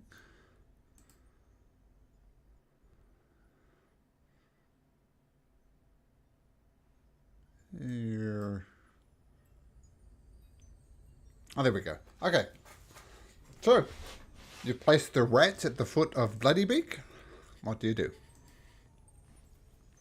I take the unicorn horn, tap its butt, and say "bloody beak" as I touch it to him. Or to it. Okay, you notice some kind of bluish energy surrounding Bloodybeak, and then notice Bloodybeak's big wings start to stretch up, and it kind of shakes it off and turns directly towards you, Matilda, and starts to open its mouth. It's very obvious to see that it's not happy to see you. I missed this step. You missed this I step? missed the step immediately over there. Yeah, bonus action. Okay. So Bloodybeak turns and Does that? starts picking at the cage and tries to take a pick at Astraeus. Can't get his massive beak through there. But I'm Bloodybeak going to is slowly awake. put my hand towards it. I go, "Oh, it's okay, Bloody Beak. The rats are for you. The goblin isn't." And it looks down at the rats and immediately just swallows one of these giant rats whole and then stares directly at you, Astraeus. Astraeus, make an animal handling check at advantage.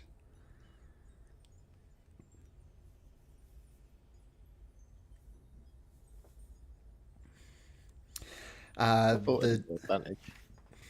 Oh, well, 23 is enough. 23 is enough.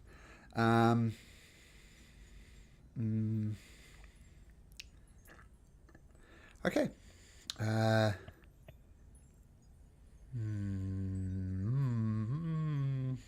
me just think for a sec. Okay, the Bloodybeak calms down a lot. It's not friendly towards you, but it's kind of just not really paying much attention to you now. Takes a massive couple of steps over here and starts devouring the giant rats that you've placed before it. And as he's eating, I'll just go, "Bloody Beak, we need your help to free Zablina." You know Zablina? Equal will. It turns around when it hears the name Zablina, but it doesn't react in any other way. It doesn't communicate back to you, I should say. It looks your best at talking to animals. Even though you don't talk to us. I need to make sure that it can speak with others. Can it speak common, or does it just speak beast language? Doesn't seem like it can speak. I'm gonna poke Ewan and try We to know ask the him nature. to ask a question as well to see if it answers.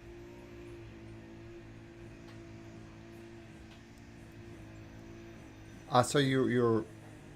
So say that again. I'm gonna poke Ewan and ask him to ask the owl a question to see if it answers. Okay. Just in case. Okay. Dear magnificent owl, can you understand what we're saying? No obvious response. It's very interested in consuming more of these giant rats.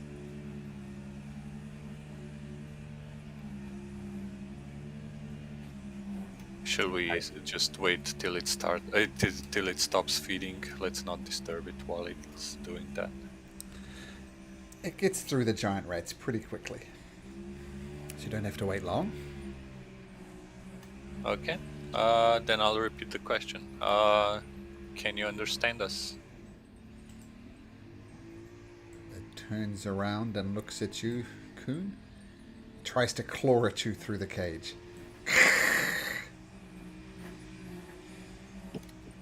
Step back. He's reaching for Idolix as well. I'm just gonna stand there, but I'm gonna raise my shield to defend myself, and I'm pretty certain that the owl can speak. So I'll cast Speak with Animals through my Eldritch spell thingy. Okay, can you bring up that description for me, please? Yeah.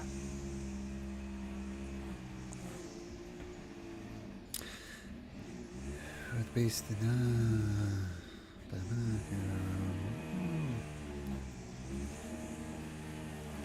Okay. I'm not sure if it is a beast, but let's try. So I'm gonna try to communicate with the Bloodbeak telepathically, as I do, and as I'm just gonna state that the owl that if it's a he or a she, that it has been probably been frozen for a really long time, and the world has changed, and Sabrina is in danger. And yeah, would you like to cooperate with us?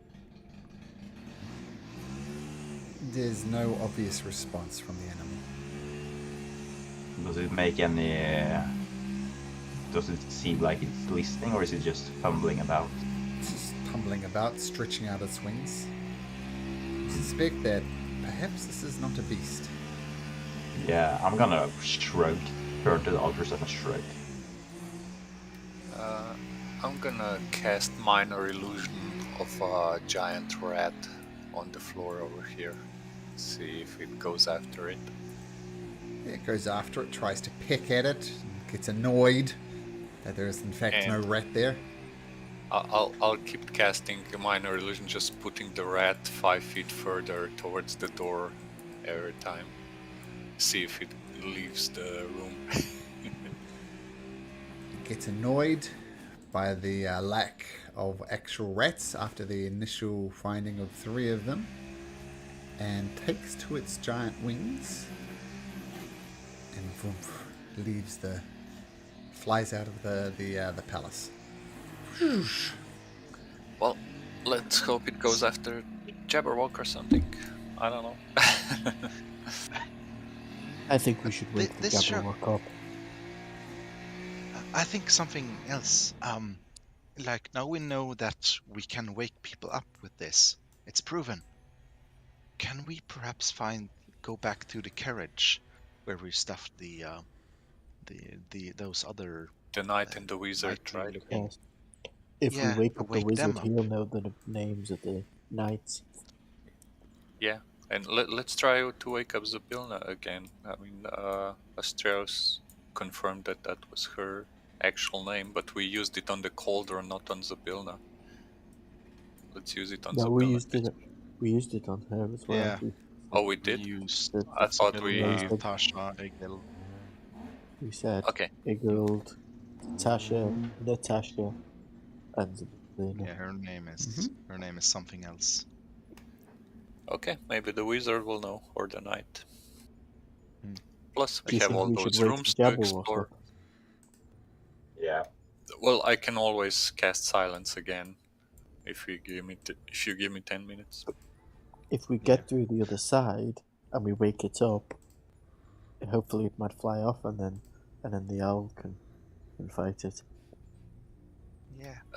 Matilda, were there any more heart doors in this in the part that you explored on your own?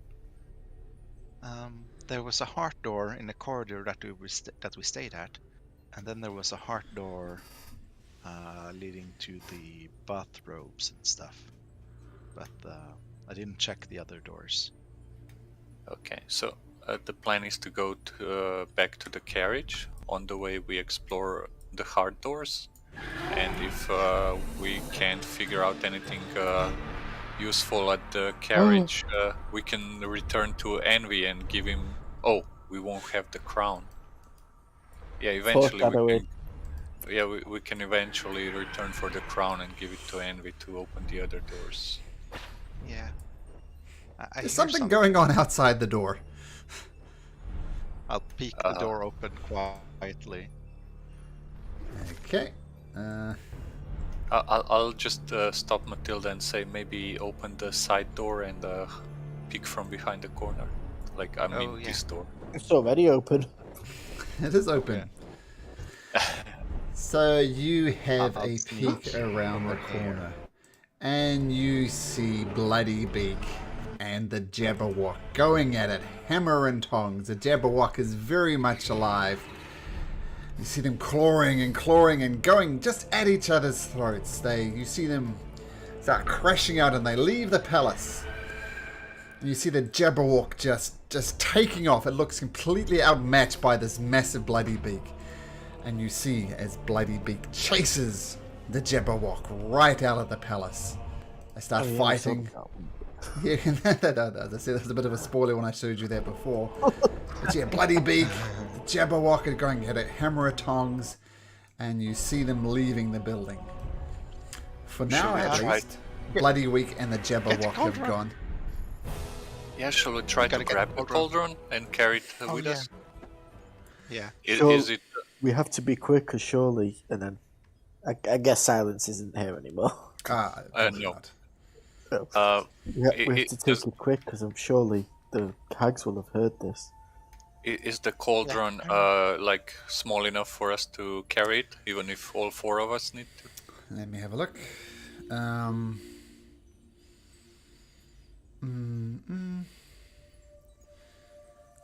It looks whip it out. Do my best.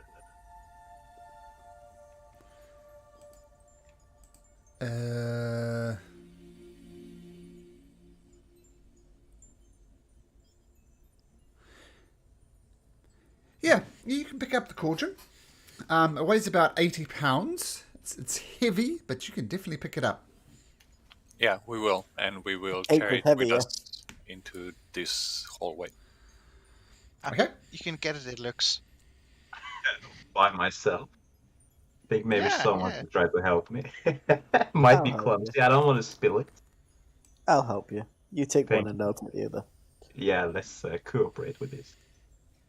I think we'll carry it like the cake earlier, just all four of us, so exactly for the purpose of not spilling anything. It's okay. You two just like open the door and close the doors and so Yeah. on. Okay, so Yeah. just follow us. Hurry. £80 isn't hard between me and Idlux. Yeah. Okay, so you grab the cauldron.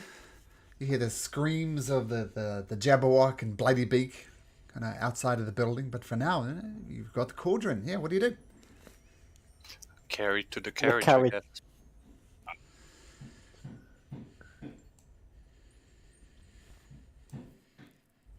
And we'll come back for the heart doors. Yeah. Right now we need to get the cauldron to safety.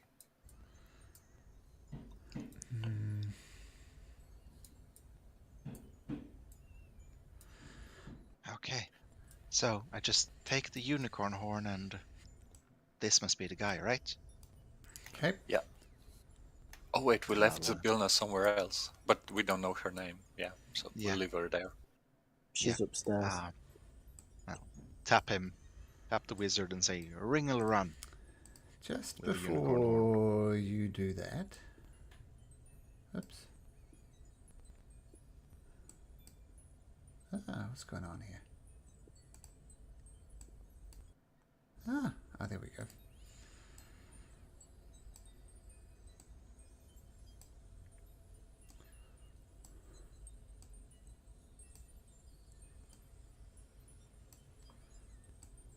This is the cauldron. Yep, so I'm just getting organized here.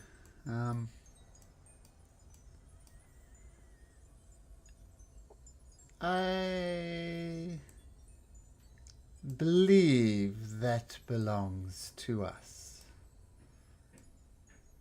That is our cauldron. Give it back.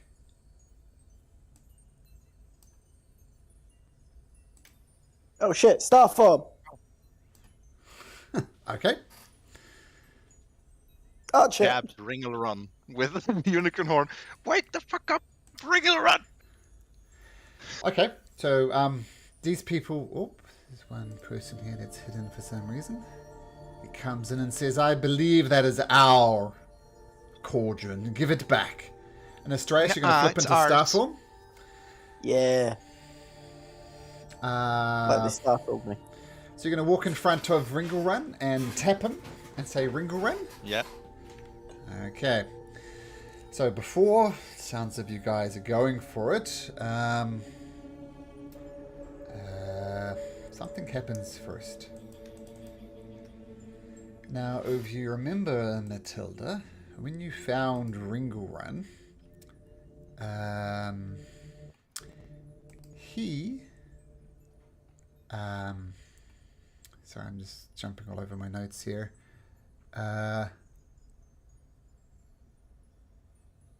Yeah, sorry, a little disorganized because I didn't expect this to happen so quickly. No worries.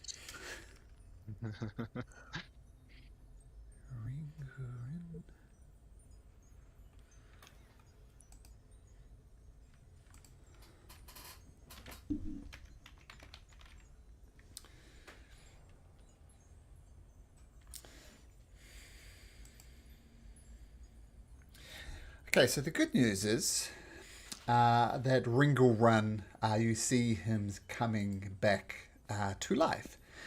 That's the good news. The bad news is that the spell he was casting when he was frozen goes off now. Well, roll me a D8, Matilda. Oh boy. A 4. 4. So 1, 2, 3. 6. So 1, 2, 3, 4. Okay. So this massive cone of cold erupts from Ringelrun.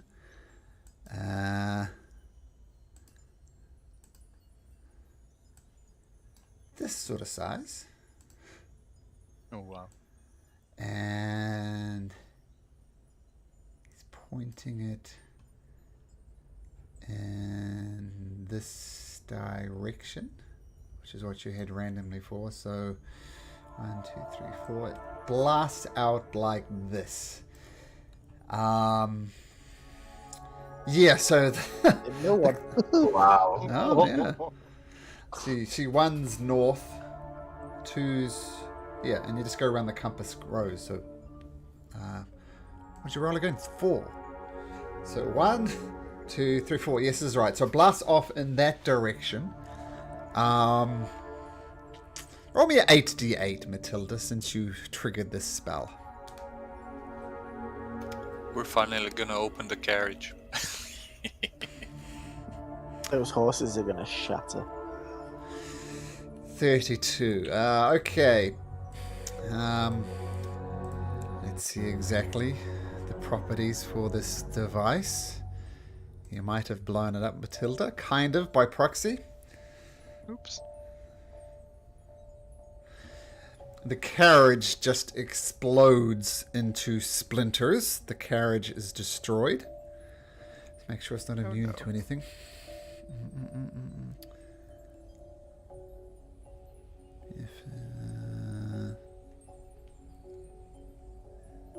Yeah, it's just gone. Wow. An 8d8.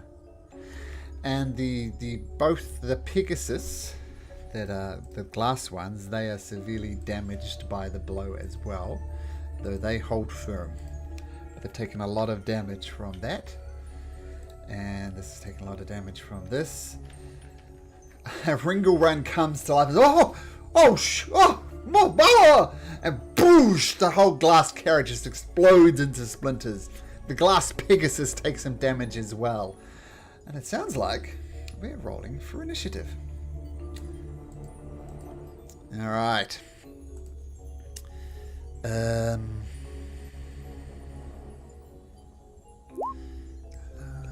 there's only something I just learned not long ago. I don't know how. I'm probably... Well, no, I am going to use my guidance on that as well. Oh, okay, sure. Get guidance held over. Thank Down a God bit. for that. I always roll low on initiative. Okay. 11. Let's do initiative for these things. It's going to take me a second. What are these things? I'll show you a picture in just a second. Cockatrice? Yes. I Good D&D lore.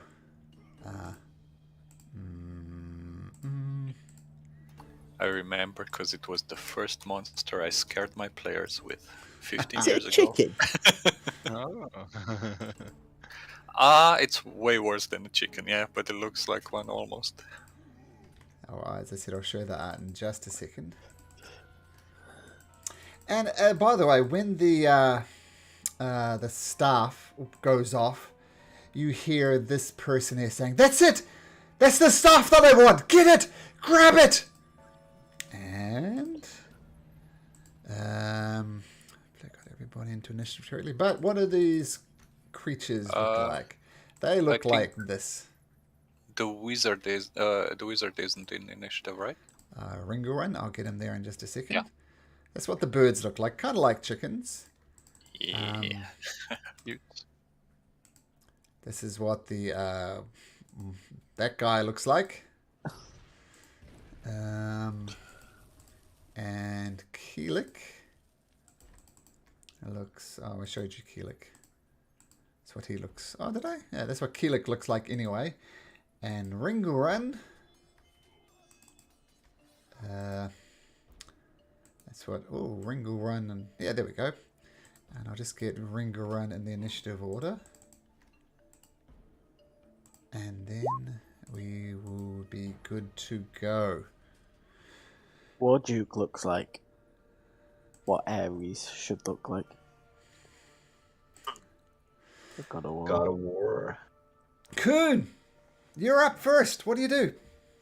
I will move 10 feet forward, or maybe 15 just to make sure, and cast Bane at 3rd level at 5 of the these people. I'll do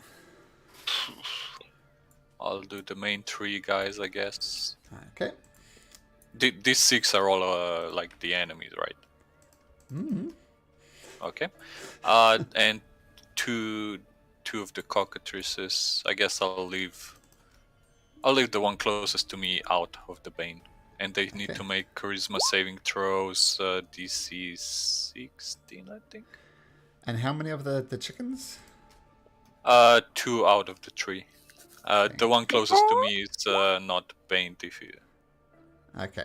Okay, so as you cast Bane, you feel it really catching. It's like a very successful spell. You see Killick look a little sicker. You see Rizal look a little bit sicker. You see the Warduke a little bit sicker. I mean, the great thing about Bane is that it's a charisma saving throw. And these things aren't all charisma. And every single one that you cast it on fails. The best roll was a 14. Oh, no, it's actually, worse than it. The 13 was the best roll. I meant to let this one out and include this one. if Okay, possible. sure. It doesn't matter much, but yeah. I'll swap around, no problem. But And I'll. Yep. I will yell. The chickens can be nasty. If anyone can up our saves, now would be the time. And then I'll use my 20 feet of movement to move back away. Okay, very good. that- Yeah, nice. Okay, Matilda, you guys rolled well with initiative. That's going to be helpful. Yeah.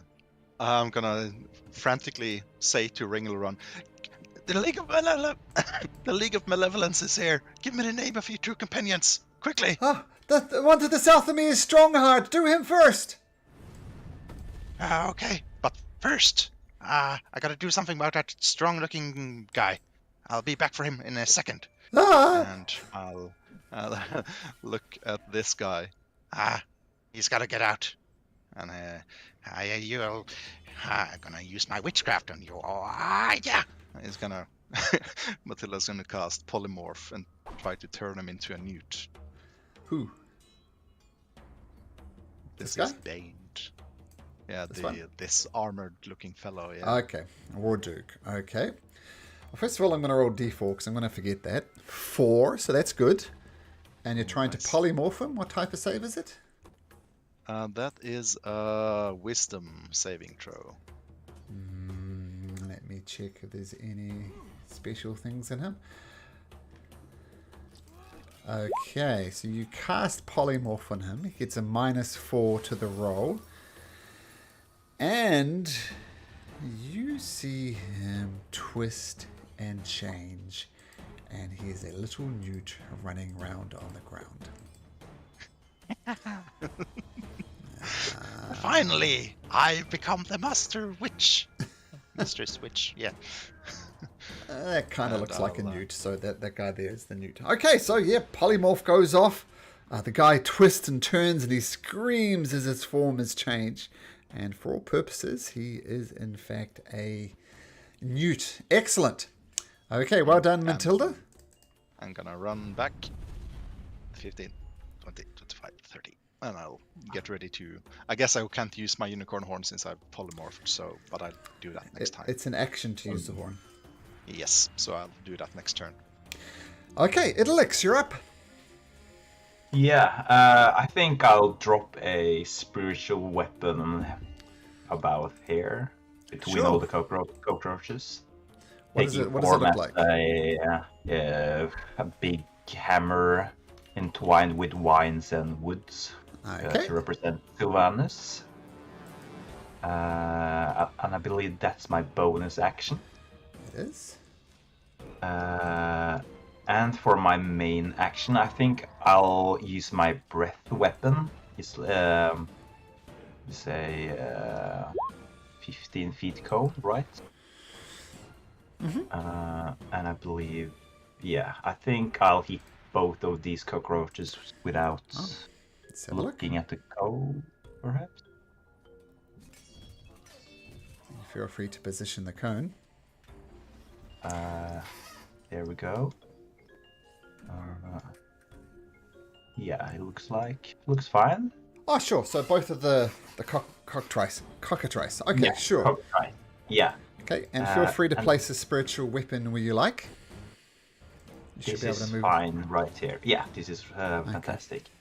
each of these and things- then they have to make a dexterity saving throw.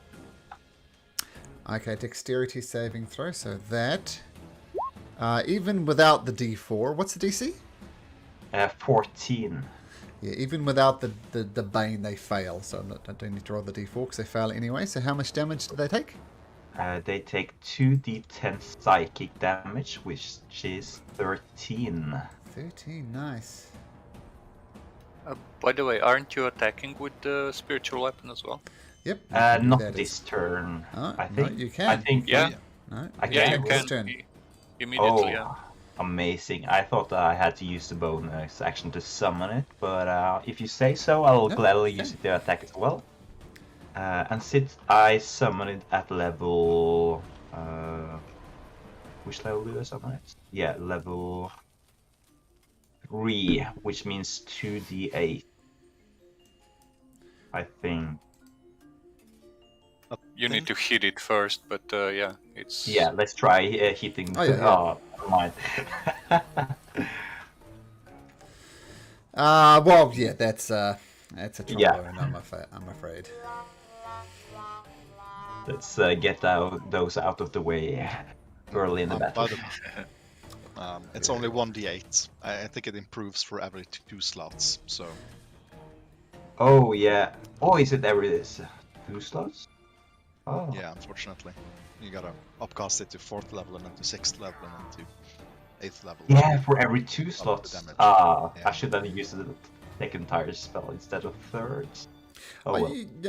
you'd know your spells well enough to know that. So if you just want to cast it at 2nd level, that would be fine. Yeah, if it doesn't provide any bonus with that 3rd level, I'll use the 2nd level instead. Yeah, Idolix knows his spells much better than Tord, so... Yeah, I would believe so. Okay, but regardless, your breath weapon comes... It's force damage, right? Psychic. Oh, psychic, yeah, and the Yeah. cockatrices kind of squawk around and look even more disgusting as blood starts dripping from their ears, and then the hammer comes, whoosh, swings over top of it. It's a swing and a miss from the spiritual weapon. Okay, is that your turn, Ililix? Yeah, I'm done. Yeah, they don't like that. They don't like that at all.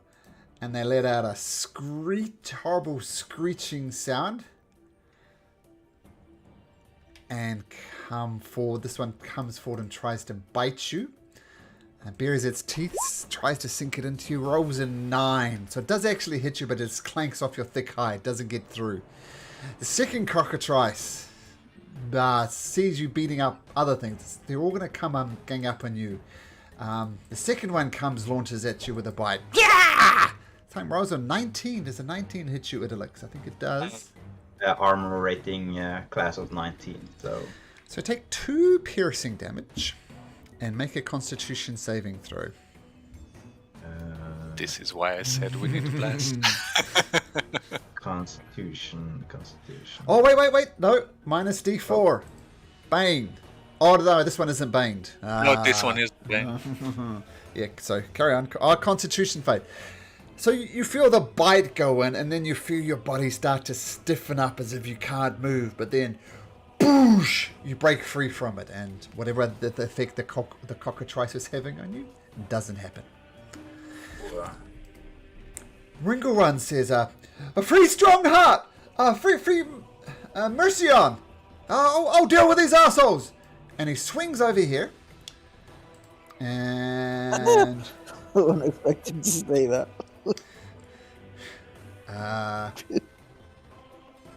And he is going to point the staff of power at the creatures.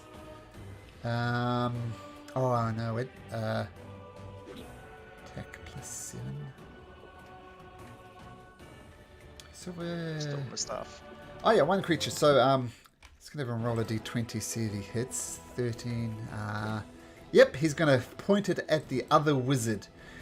And he points out this staff of power, and boosh, this icy beam of light goes straight towards him, and it does hit, and he does 32 points of cold damage to the wizard. But the Which wizard, Killick, this one up here.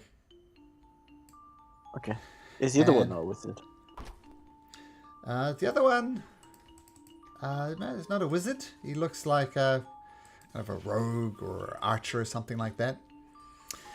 But he uses his reaction to cast Absorb Elements, and so he's only actually is he going to do that? Predicts himself. He uses Arcane Defense, throws up his shield, and you see a shimmering shield appear before him, and this blast of energy from the freezing ray is just absorbed by his shield, and he avoids 32 points of cold damage. And you hear everyone says, "Curse you, Astraeus!" And what form did you take? Star. Star? Maybe starry form of the Archer. Archer. Okay. Yep. I'm gonna say it's time for the shooting stars. I don't know if I can link that. Oh, the ring? Yeah. So shooting stars. I'm gonna use 3 charges. Okay. To fire 3 motes of light.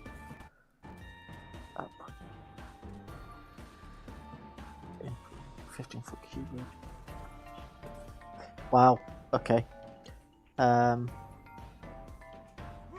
I get a 15-foot cube? Yeah, here's one I prepared earlier. How did you know?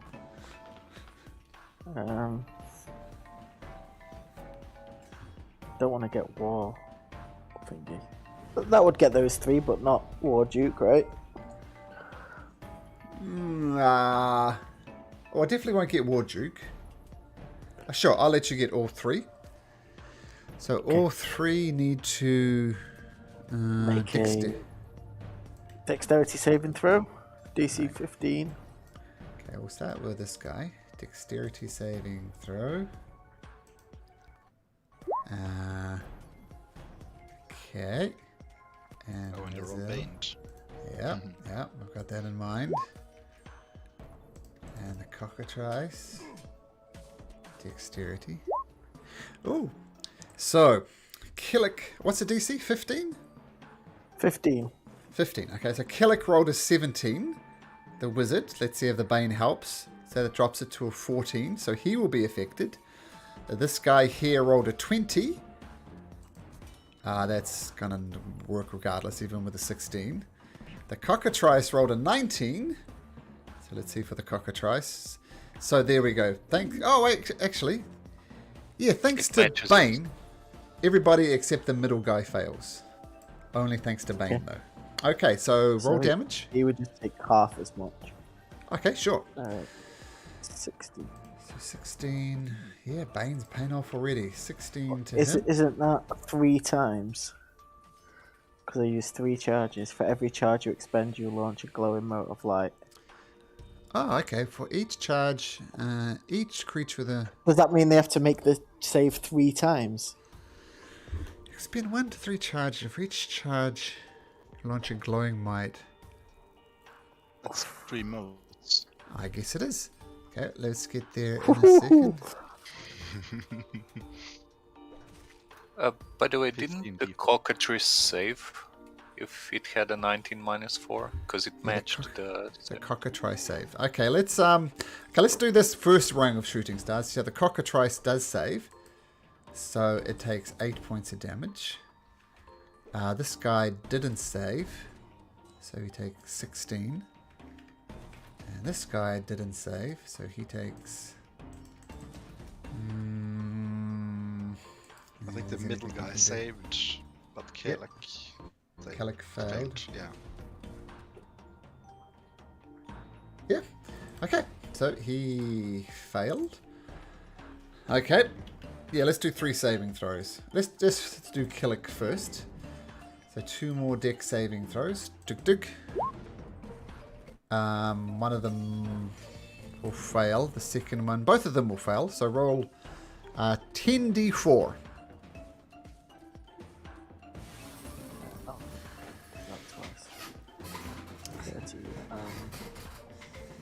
Ooh.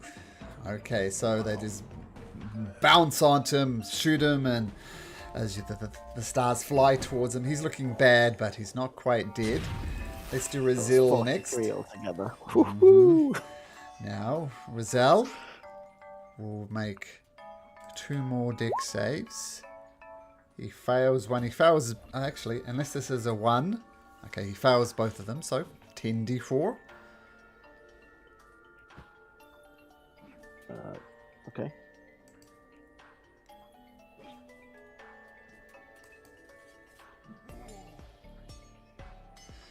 He just gets blown away by the stars. He just absolutely eats it.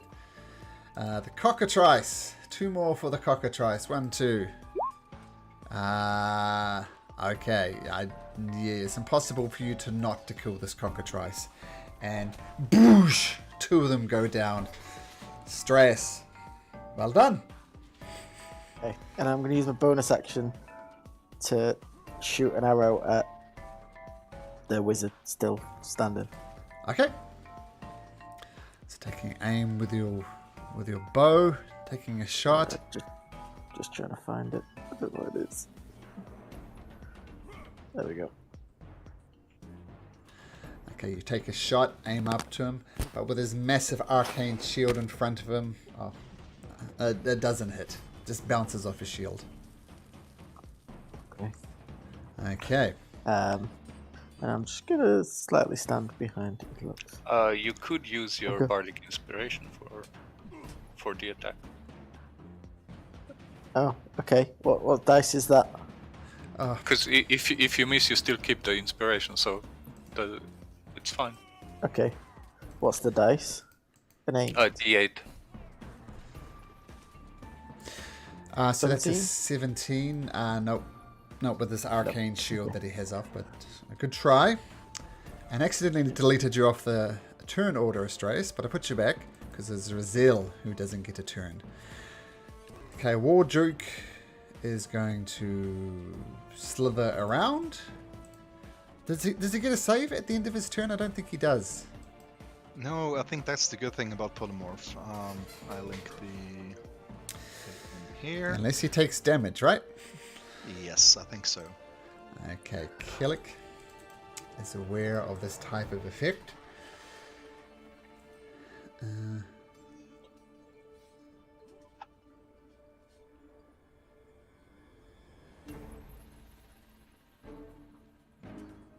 make...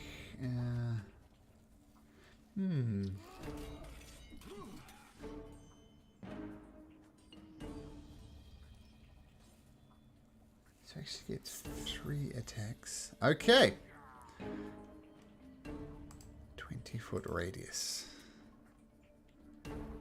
Where's my circle? There it is. Is they casting a spell? No, not a spell. Oh, that big.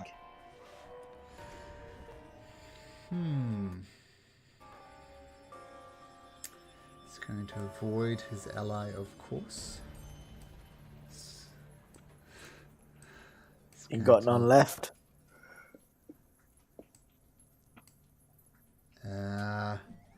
Okay, so massive fire explosion just goes up in there. I need everybody in there to make me a... whoops, that's not Ringoran. Make me a dexterity saving throw.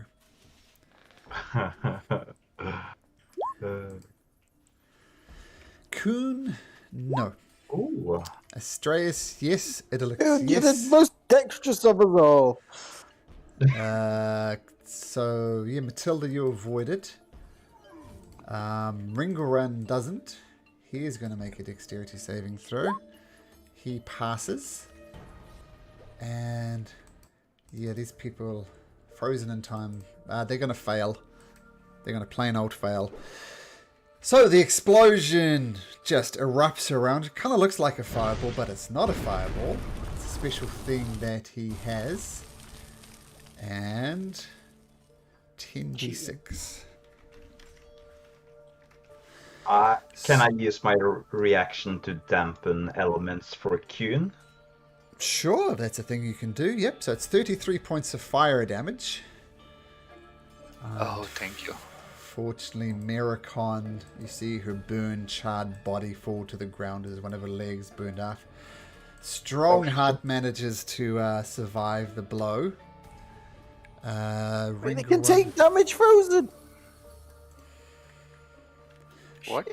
Can they take damage frozen? I don't see why not. Okay. By the way, I'll use my reaction to do Hellish Rebuke. Okay, what does he need to roll? Dexterity saving throw 16. Dexterity saving throw 16. He rolls a dirty 20. So what does that mean? I actually have to check. Half as much, so 5 fire damage. Okay. Never used it before, and I had it since the beginning. Okay, so Keelik casts the fireball. Rex, actually, what'd you roll? Yeah, the 2 glass Pegasus that were attached to this broken carriage shatter into a million pieces. They're also destroyed. And Hellish by the way, Rebuke. Yeah, the Constitution save was for the Bane concentration.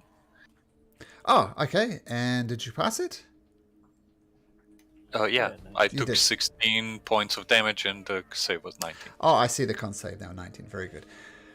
Okay, and then, in an act of spite, you cast Hellish Rebuke. Fires come up from the pits of hell around Killick himself, and he says, I'm going to destroy you all. No! No! No! And he burns to a crisp with Hellish Rebuke. No way. He had 2 hit points left after Astraeus did his stuff. Oh, if my arrow got him. Yes, yeah, if your arrow had gotten him. Okay, now just a Take sec. 16 points of fire damage. Okay, a lot happening here. Let me just do another thing.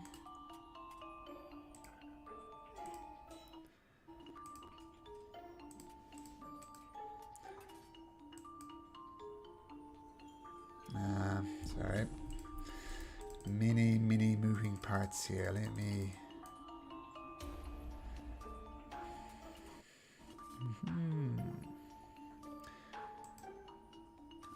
Okay.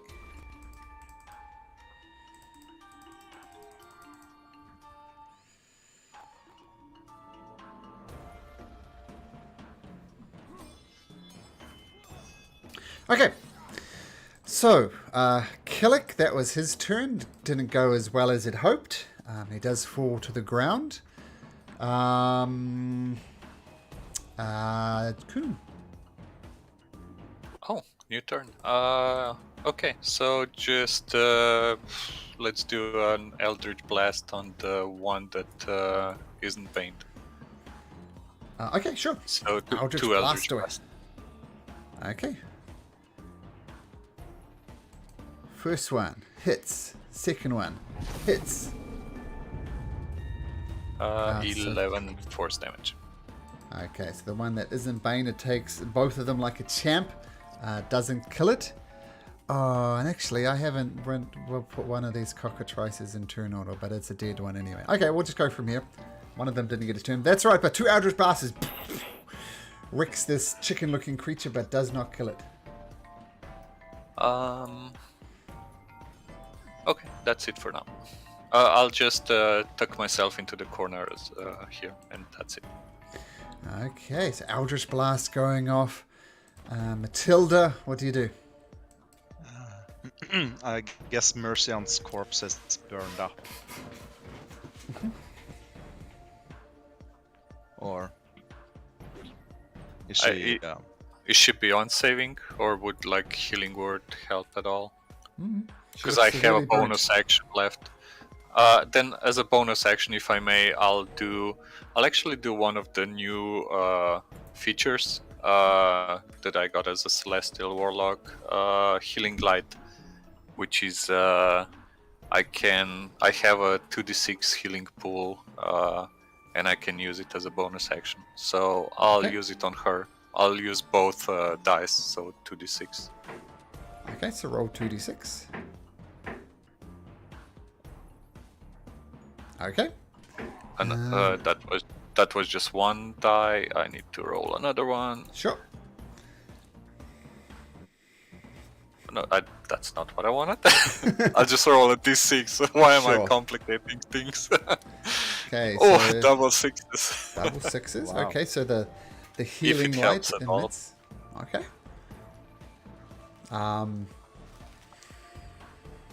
So if it helps, she heals 12 points. Otherwise, well, that's it. It looks as if it's helping. Some of her the burn marks on her skin. I guess if you can damage them, you can also heal them. In that case, I'll run over. I guess it would help if we bring her back to the present, right? And I'll tap her and say, Mercian. Oh, what's happening? What's going on? League of Malevolence! The evil guy did the fireball. You almost died.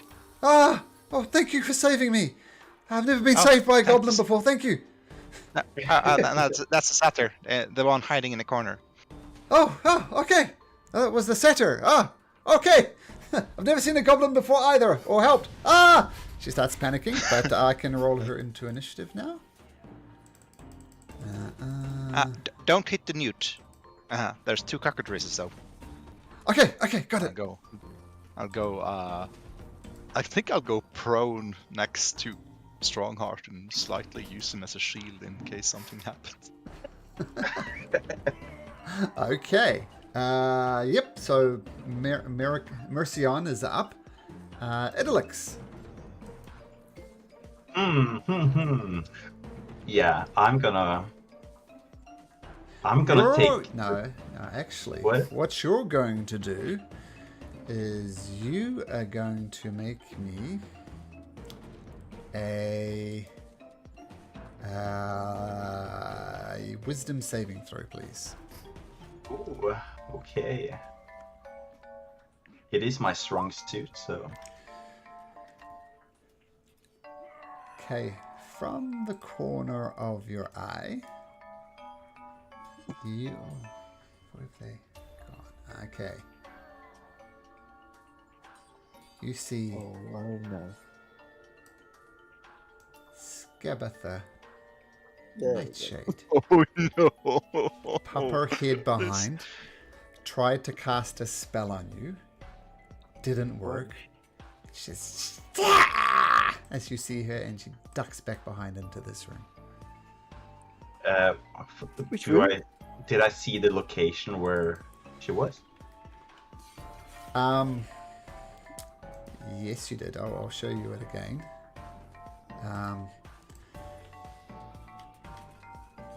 Actually, you would have seen her at this doorway here. Yeah. Do you see her? Yeah, I see her. And then she ducks behind somewhere. So you cast the spell. You see her for a second. You resist the spell. Yeah, now it's your turn, Elix. Okay.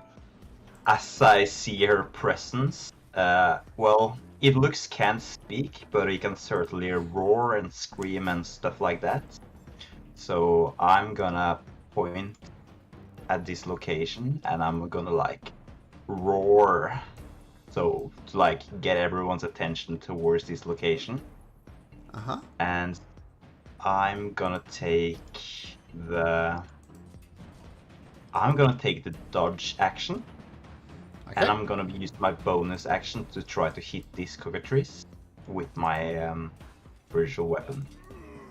Okay. So make an attack with your spiritual weapon. 13. Does hit this creature and just slash down onto it. So you can roll damage for your spiritual weapon. Really? Oh. Yeah. And it cuts into the cockatrice, but it's not enough to kill the cockatrice. It still stands. Mm-hmm. Right. That's my turn. Okay. As you're celebrating the success from a hit, you see another old friend come up, and the same thing is going to happen. I need you to make another wisdom saving throw.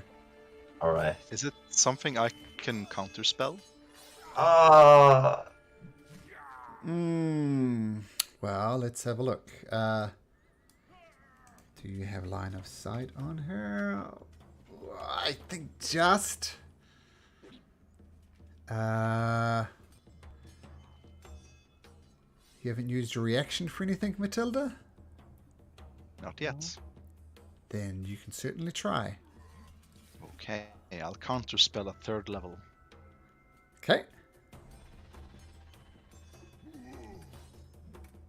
So roll a d20 plus your spell modifier. D20. Plus my intelligence. Yes, yes. So d20 plus your intelligence. Ooh. So that would be enough to counteract an 18th level spell. So what happens? You see Idolix changing, and he's turning into a little teeny tiny mouse, and he's in full mouse form. But then, Matilda, you counteract with counterspell. Do the reverse incantations effectively, and the spell vanishes as you cast counterspell, and Idolix reforms back into the Idolix that you know. Bavlorna was counterspelled. And then she gets out of your sight. Okay. So, Idolix, did you get a turn? Yes, you did get a turn. This cockatrice right next to you is going to try and bite you while baned. And it rolls a dirty 20 adjusted. So first of all, 3 points of piercing damage at Did it do disadvantage because I'm dodging? That would make it a 17. Yeah, then it doesn't hit, right? Because I have 19. Oh, yep, sure. Doesn't hit then. Yep. So that was a good roll, but not good enough with your dodging. Shall put a little dodge symbol on you so I don't forget. That one. Okay, sure. So the cockatrice tries to attack, fails. The next cockatrice, which is still alive, will do the same thing. Try and bite you while baned. It rolls a 4, so it doesn't even get close. Ringle Run the Wizard is going to go there. He is going to use... We have a witch problem. Hag problem.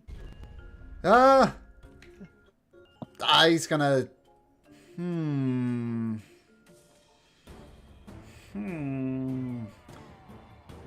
Okay, I got it. I know what to do. And he's going to prepare an action. Mercicon, being the brave warrioress that she is going to start charging forward. 1, 2, 3, 4, 5, 6. 1, 2, 3, 4, 5, 6. So she gets up to there. A stress. No. Can I have the circle? You don't have Bardic. You use that.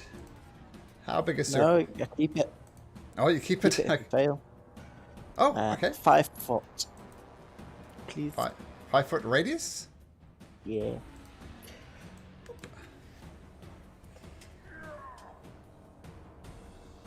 Moonbeam. Moonbeam.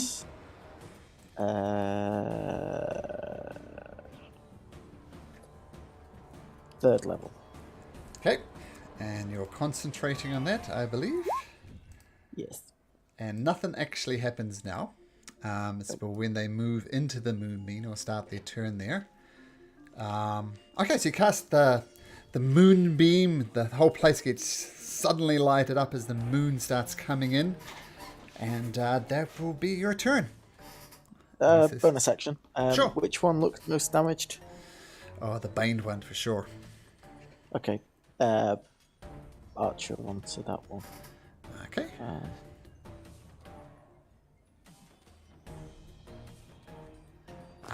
That hits, sinks deeply into the heart of the cockatrice, and the cockatrice goes down. Explodes with starlight. Exploding chicken. Okay. Oh, no, not exploding chickens. Warduke slithers over here. That's its turn. Keelik's dead. He's not going to have a turn. But Kuhn can have a turn. I'm gonna fire off 2 Eldritch Blasts at the remaining cockatrice for now. Alright. So first Eldritch Blast. Hits. So roll damage for that one. Okay, it's not enough to kill it, but the second one is enough to kill it. So 18 points of damage, it explodes in a bunch of feathers, and all the cockatrices are down. Then I'll move like 15 feet over here just so I can see the warrior charging forward, and I'll do another healing word. I'll just use a level 3. So On she gets Mercicon? a little extra. Yeah, on Mercicon. Oh, she was on 12. Yep, so a healing word. Oops, now I marked the level 2. So where's my... Oh, there it is. No, wait, that's 2d4. Where's level 3? There you go. So 12 healing. Okay, she looks thoroughly better with her burns building up. She looks ready for battle again. So nice, Kuhn. And tuck back in behind the corner so they can't see me. That's okay. it. Matilda.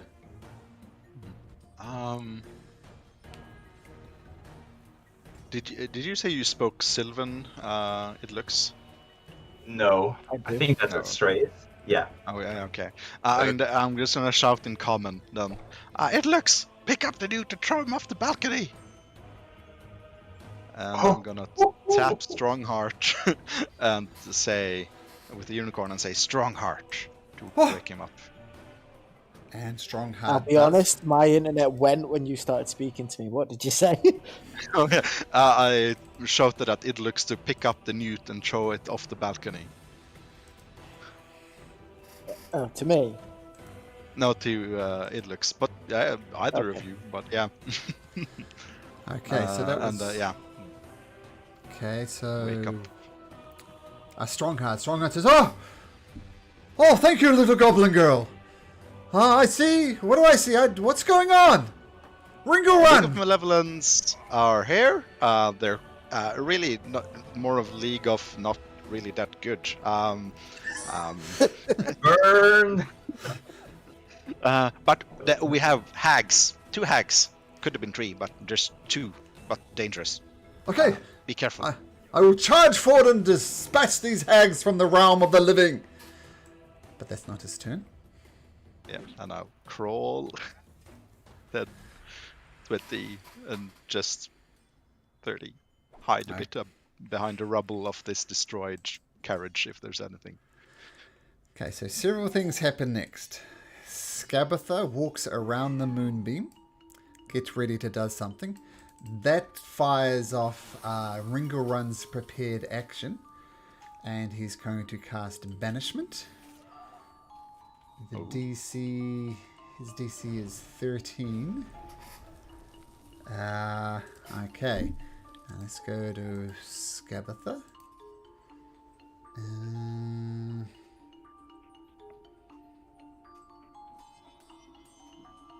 Okay, she doesn't get any bonuses from this, so 13. So, Astraeus, roll me a d20. You want between a 1 and a 9. 10 will fail. Oh, the banishment doesn't work. So the spell goes off. He casts banishment. Skabatha saves from it. She doesn't get banished. And she's going to do something interesting. She is going to...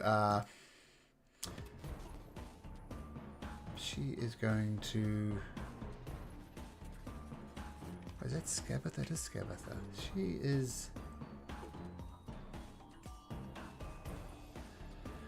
gonna flick her claws.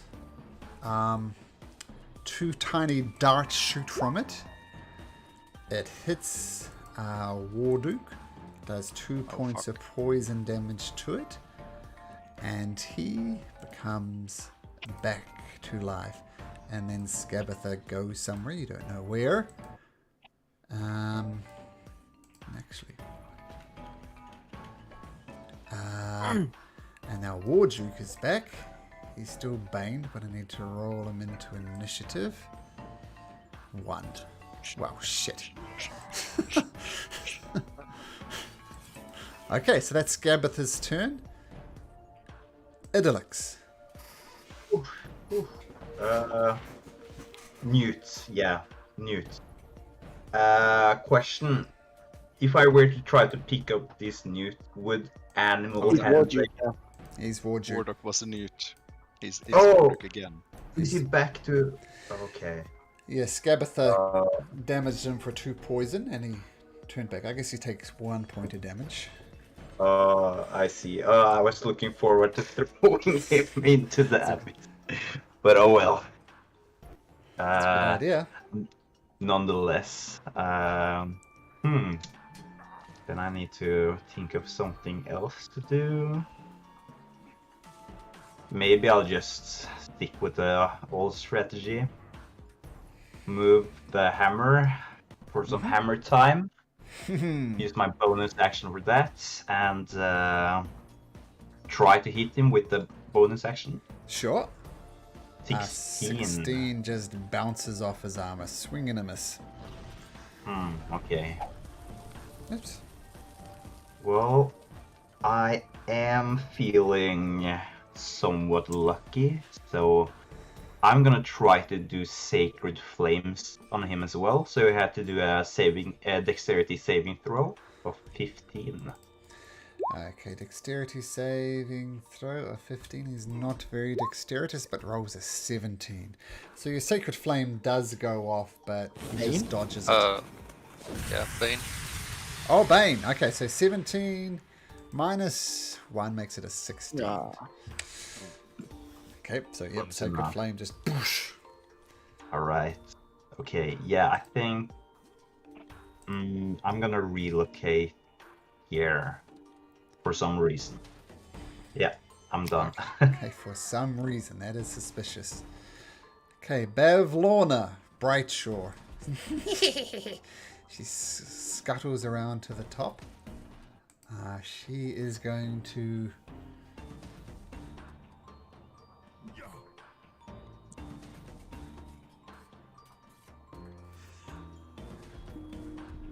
No, she's not going to do that.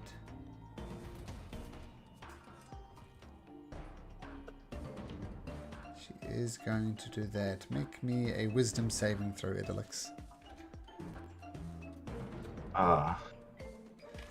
15? What's your spell casting? Once again, you feel a similar effect on you as your body starts to twist and warp. You look desperately, maybe Matilda can counterspell it, but you don't see her. Well, Matilda doesn't see Bevlorna in particular, but you resist the effect of the polymorph Really? spell. Wow. Yeah, 15 is enough. Nice. I hope I'm draining her resources with all of this resisting. But I don't know. Okay, very good. So that was her turn. Ringelrun will start firing off some spells at Warduke. Warduke, you will fall this day! And he's going to cast Freezing Ray on Warduke. Oh, does an 18 hit? An 18 does hit, and coldness erupts all around him, and he takes 39 points of damage. Yeah! Mercicon says, I'll get the hags! 2, 3, 4, 5, 6. Can I use my reaction to say, don't run through the moonbeam? Actually, make a persuasion check at advantage, though. You're right, I forgot about the moonbeam, as did she.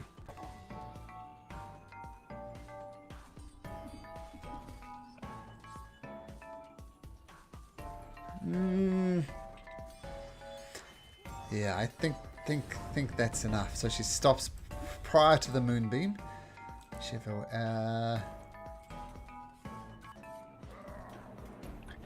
And she just holds there. Okay, Astraeus. They're to the north, Astraeus!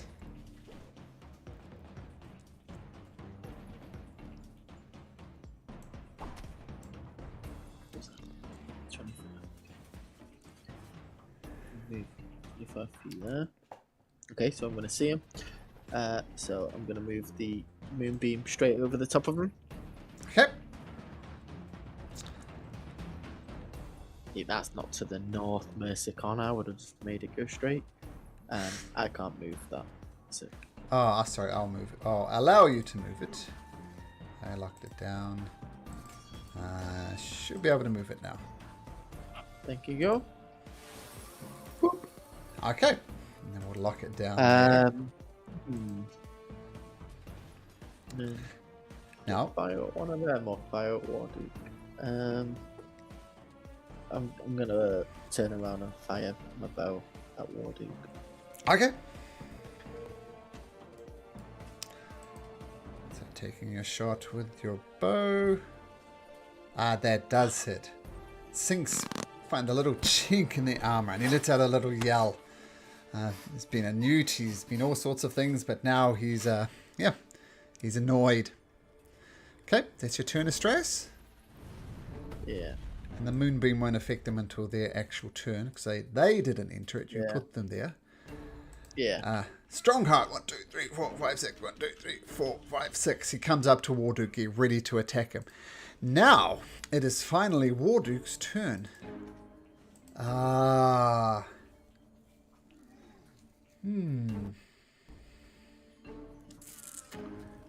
I do if I was a Warduke?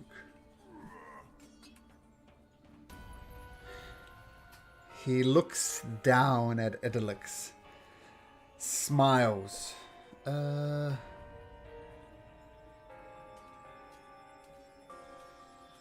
He is Can I smile going. back? Sure. He flicks his wrist, and his sword erupts in flames, and he smiles, and he also takes a deep breath, and you see some of the wounds healing on him, Idolix, and then he raises this massive flaming sword, grasping it in two hands, and takes a swing at you. Hits with a 23. Oh, that's a terrible other roll, though. You take 6 slashing and 7 fire, so 13 altogether.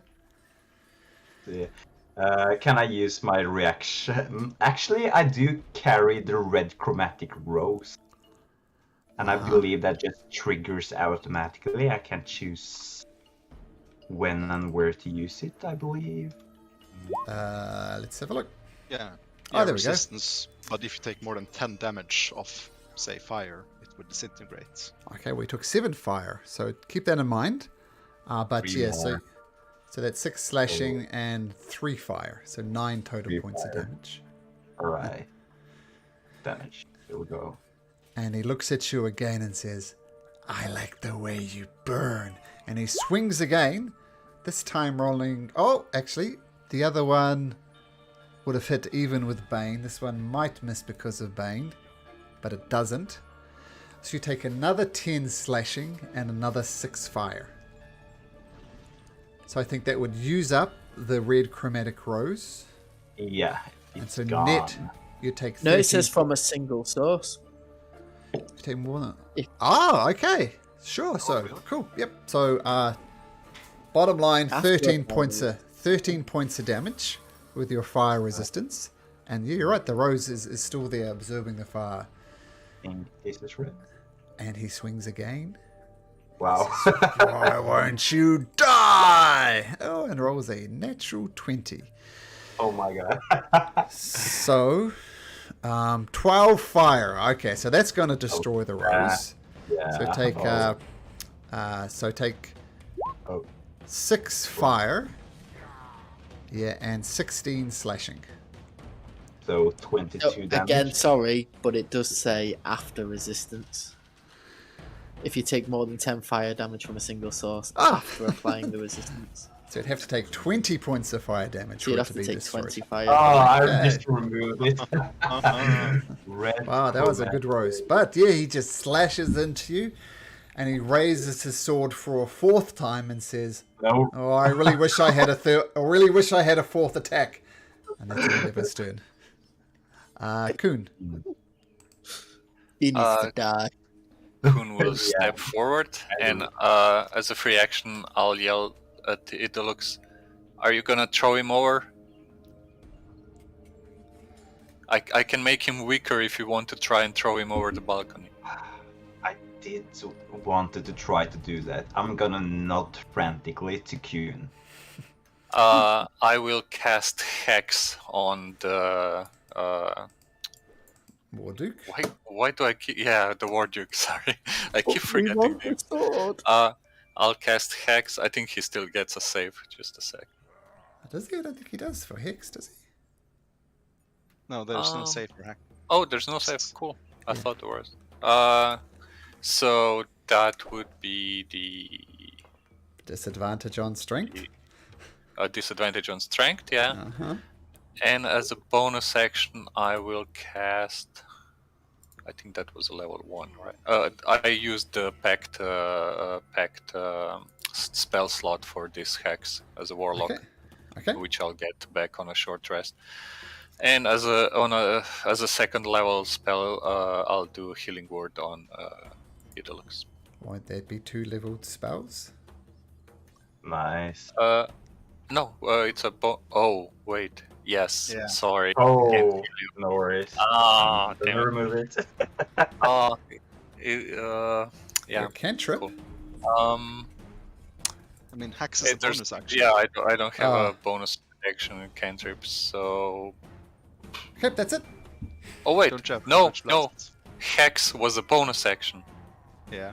Yeah, so you can cast So a cantrip as an action. Yeah, cool. So I can.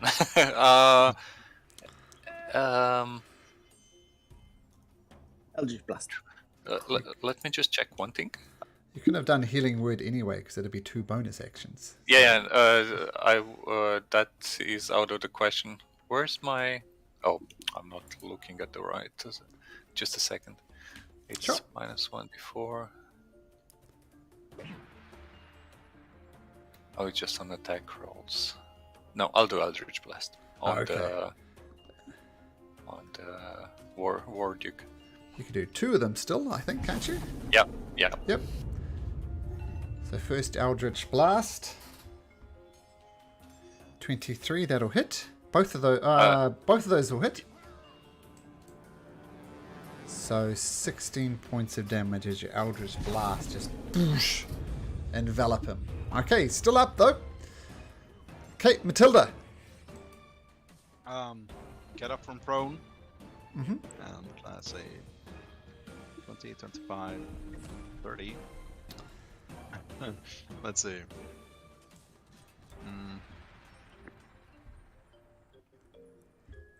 Yeah.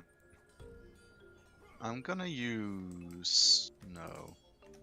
Yeah, Silent Image. And Okay. create the image of a Uh, tiny little... If I may, sorry, since I've hexed him, it deals another d6 on every attack, so 2d6 extra Sure. damage on the Do it. No, War Duke. only yours. Only yours. What's this? Yeah, for the Eldritch Blast that I cast on him. Because I hit twice, I didn't add 2d6. Yep, 2d6. Oh yeah.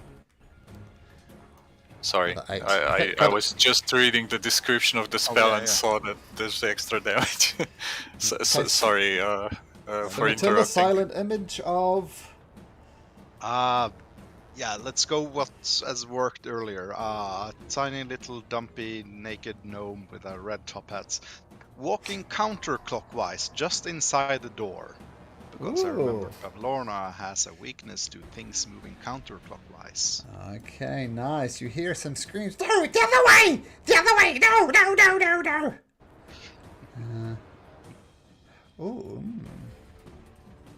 Okay. Alright, cool. You hear sneezing coming from the north. As if something is sneezing. Okay, cool. Good. Yeah, we're done. Okay, you hear Mersicon saying, "What? One of them is sneezing! The other one just vanished. I don't know what happened." Idylix. So this will... Did she not start a turn there though? Oh, yep. Yep. You can. She needs to make a... What type of save?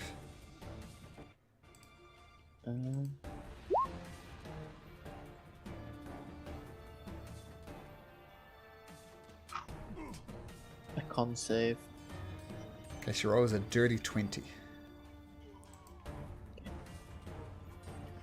So I think it's half as much. Yep. Yeah, half as much. So So roll damage. yeah, they're 13. 13. So she takes 6 points of damage. Okay. And sneezing. Okay, Idylix, you're going to try and throw this guy over? I'm gonna grab onto the guy, and I'm gonna try to make eye contact with Lionheart. Was that his name? Mm-hmm. Try to gain some sort of assistance with this. Maybe he helps, maybe he doesn't.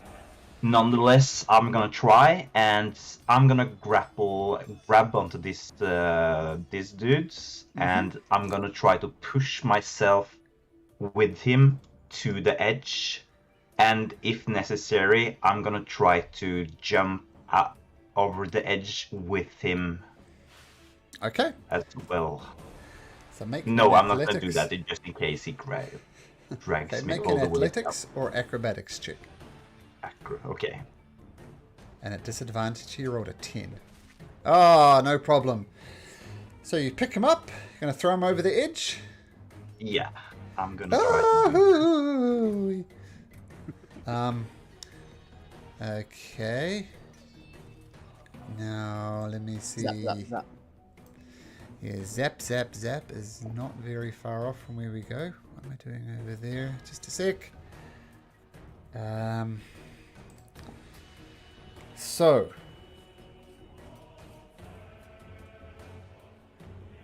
Yeah, roll 48 for me, Edalix. 48. 4d8. 48, yeah. 48. 17. So he falls off the edge of the thing, gets caught up in the maelstrom, and he just starts burning and churning, and Wardog goes down. And you throw him into the vortex. Okay. Okay, so this is what's going to happen. I have to end it. I really need to go. But Bavlorna is going to make... Oh, no, actually. Bavlorna is going to make her save to try and avoid the moonbeam. Does she get this advantage due to sneezing? No, but she does fail. So roll damage.